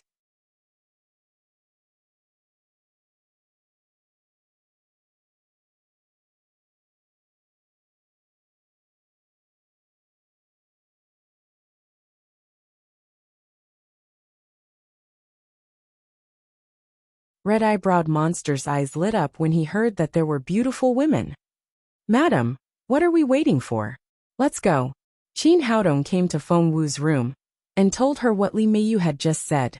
Then he said, "It's really not easy for this little vinegar jar to apologize. Come with me and have a look. Don't let her down." Feng Wu said, "It's enough that she has such thoughts. She really doesn't need to give me a gift. She has already bought it and sent it here. You have to go and have a try," Qin Haodong said as he pulled Feng Wu back to his room. After entering the door, he did not see Li Meiyu. "Hey, where did she go?" As Qin Haodong spoke, he found a note on the bedside table. He picked it up and took a look. It was left by Li Meiyu. The gist of the note was that she felt embarrassed to face Feng Wu, so she asked Qin Haodong to let Feng Wu try on these clothes. If they didn't fit, she could change them tomorrow. When did this last become so shy? Qin Haodong shook his head and turned to Feng Wu. "Then try them on. I think the clothes Meiyu bought are not bad." "Okay then." Feng Wu hesitated for a moment and closed the door. She picked up a green dress from the clothes Li Meiyu had bought and said to Qin Haodong shyly, "Sacred Master, would you like to turn around?"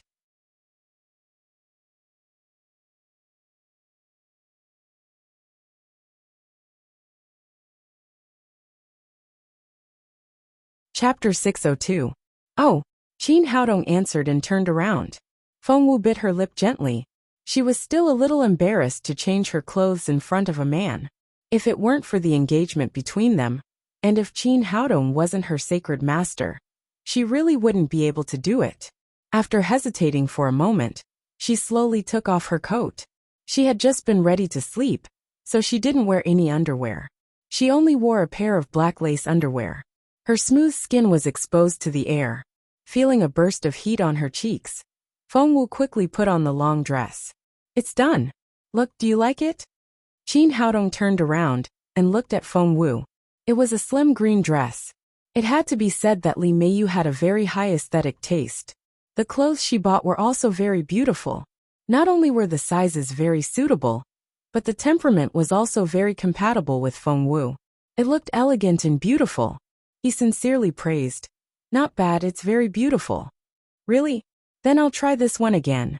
Feng Wu was overjoyed to be praised by the sacred master. As a woman, it was natural to love beauty. Even if she was an expert at the 8th level of the supreme power realm, even if she was the young master of the Zihong sword house, she was still a woman. She asked Qin Haodong to turn around again. Then she took another t-shirt and tried it on. During the process of changing clothes, she felt that her body was getting hotter and hotter. But Feng Wu didn't care too much. She thought it was because she was shy in front of Qin Haodong. Although Qin Haodong had his back to Feng Wu, he still felt itchy when he heard the rustling sound of clothes. Unconsciously, his lower abdomen was getting hotter and hotter, and there was a feeling of restlessness. He couldn't help shaking his head secretly. He was also a person who had seen many beautiful women, and he had even seen Zhou Xinju's underwear show. How could he become like this when he had his back to a woman? He was really getting more and more useless. After trying on a few clothes in succession, Feng Wu felt that she was really getting hotter and hotter. She wanted to tear off all her clothes and throw herself into Qin Haodong's arms. She had grown up in the Zihong sword house and had never had a boyfriend. Naturally, she did not understand what was going on. The feeling was getting stronger and stronger, and she could not bear it. With his back to Feng Wu, Qin Haodong felt more and more complicated. There was always a voice in his head talking to him. "This is your woman. You have an engagement with her. She is so beautiful. Why don't you push her down? This is such a good opportunity. If you don't do anything, wouldn't you be worse than a beast?" At the same time, his body was getting hotter and hotter, and the reaction there was getting more and more intense. Trying his best to control his restlessness, he waited for Feng Wu to finish trying on all the clothes, so that he could take a cold shower to calm himself down. But after waiting for a long time, there was still no movement from Feng Wu. He couldn't help but feel a little curious. Did it take so long to change clothes? Just as he was about to ask, he felt a scorching hot body press against him. He turned around to see Feng Wu blushing. Blushing, she looked at him with a seductive gleam in her eyes. Worst of all, Feng Wu had just taken off all the clothes she had tried on, and all she had on was her little black underwear. The sight of her was like a storm that ravaged his eyes. Qin Haodong was a little surprised. He didn't expect Feng Wu, who was usually so pure and holy, to be like this. Before he could speak, Feng Wu threw herself into his arms and pressed her soft lips on his. "Hurry up and take her to bed. She has sent herself to us. If you don't do something, are you still a man? Hurry up and don't hold back anymore. She is your woman, and you are engaged. There is nothing to worry about. Man, you are a man. Such a beautiful woman. Quickly push her down." Driven by an inexplicable force, Qin Haodong could no longer control himself. He suddenly picked up Feng Wu and threw himself on the big bed behind him. After a fierce kiss, the two of them became one. At this moment, the genuine qi in Qin Haodong's body seemed to encounter a huge suction force, and it kept flowing into Feng Wu's body. This change startled him, and he came to his senses a little. Thinking of what Feng Wu had said about the dual cultivation method, he hurriedly changed the eternal greenwood skill to the Xianyuan heart skill, and ran the genuine qi in his body. Originally, his greenwood genuine qi disappeared as soon as it entered Feng Wu's body, but after it was converted to the Xianyuan heart skill, it became completely different. Not only did it not dissipate, but it also merged with Feng Wu's genuine qi and became stronger. The two of them used the dual cultivation method, which was of the same origin. After the merged genuine qi circulated in Feng Wu's body for a large circle, it began to flow backward into Qin Haodong's body. That was to say, the two of them were now combined into one, forming a unique large circle. Feng Wu's cultivation had originally reached the 8th level of the Supreme Power Realm, and after the fusion, her genuine qi became even stronger. Fortunately, Qin Haodong's body had been nourished by the greenwood genuine qi all year round, so his meridians were not only wide, but also extremely tough. If it were anyone else, they would definitely explode from the genuine qi when there was such a big gap between their cultivations. He concentrated his spirit in qi and ran it according to the Xianyuan heart skill. His body gradually adapted to the change of the genuine qi, and an extremely powerful feeling arose spontaneously.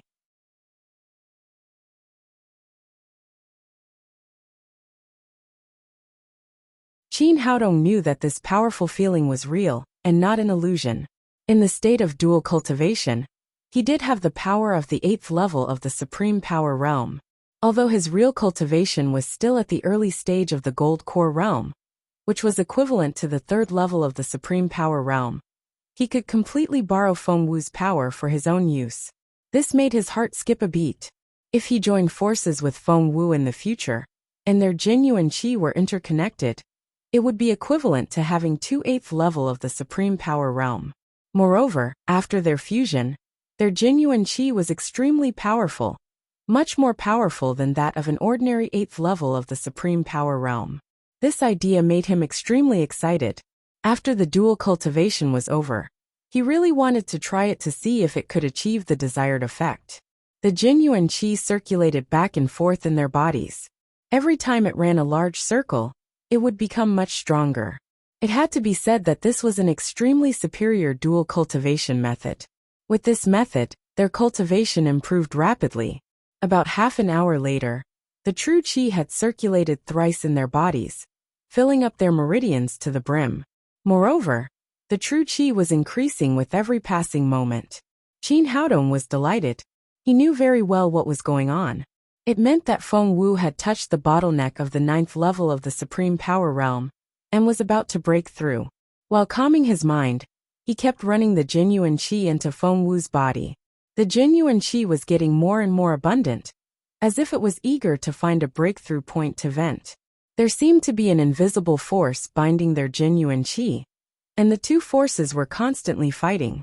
This kind of genuine qi gave them a very strange feeling. When it was in Feng Wu's body, it became restless and frantically attacked the invisible force. But when it returned to Qin Haodong's body, it became extremely peaceful, as if it was seizing the time to replenish its energy. The cycle went back and forth, advancing and retreating. After an unknown amount of time, a sudden explosion resounded in the minds of the two. Following that, the Zhenqi found an opening and gushed out like a great river. At the same time, a powerful momentum burst out of their bodies, like a storm sweeping through the room. The huge air wave shattered the furniture in the room, and then the glass was broken, and they roared out of the window. She broke through. The two of them were ecstatic at the same time. After this dual cultivation, Fengwu had finally broken through the bottleneck of the 8th level of the Supreme Power Realm and reached the 9th level of the Supreme Power Realm. The dual cultivation method passed down by the Yellow Emperor and Mother Lei was indeed extraordinary. Outside the villa, Red-Eyebrowed Monster and Madame of Bones were hiding in the darkness. With their cultivation, they were not worried about being discovered by Saber and the others. Looking at the quiet villa in front of him, Red-Eyebrowed Monster said, "We've been waiting for so long. Why is there still no movement? Madam, is it because that little girl didn't use the 8 treasure jaw stick you gave her? Or is it ineffective?" Madame of Bones said, "That's impossible. That little girl is very anxious. After getting the jaw stick, there is no reason not to use it. Moreover, this 8 treasure jaw stick was personally refined by me. I used many precious materials, and its effect is extremely powerful. Even if the other party is an immortal, he will fall to the mortal world after eating it." Red-Eyebrowed Monster said, "But we've been waiting for a long time. If we continue to wait like this, it will be dawn. Why don't we directly kill them?" Madame of Bones said with a smile, "Husband, you're always so anxious. You don't have any patience at all. Let's wait and see. My carefully planned method will not fail." At this moment, there was a loud bang, and the window of Qin Haodong's room was smashed by the huge air wave. "Ha, ha, ha." Finally, Red-Eyebrowed Monster said excitedly, "Madam, you're really smart. Fengwu must have sucked that guy dry and now his body exploded. I knew it. These two little guys can't escape from me." Madame of Bones said proudly, "Now it's time for us to pick the fruits. Take the remaining women back, and replenish the strength of our Hahuan sect." After that, the two of them walked out of the dark, and then Black Wind jumped out with 20 disciples of the Hahuan sect. Madame of Bones pointed to the exploded window and said to Black Wind, "Go and see how Qin Haodong and Fengwu are doing. Have they been blown to pieces?" "Yes, madam," Black Wind answered.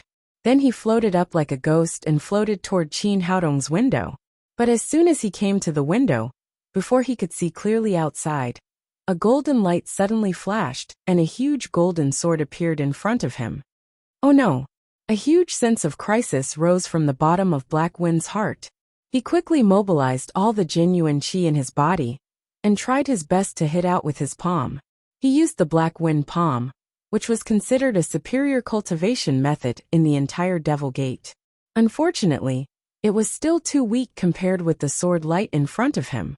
He was sent flying by the powerful sword light, and his body had been cut in half in the air. He didn't even have time to scream. You're tuning in to the Li Mei's Sword of Destiny YouTube channel. We're so grateful for your support, and don't forget to subscribe to join us on this incredible journey through captivating stories. Your generosity through donations truly makes a world of difference, as it's the primary source of revenue that allows me to expand and enhance this channel for you. Thank you from the bottom of my heart for being a part of this adventure.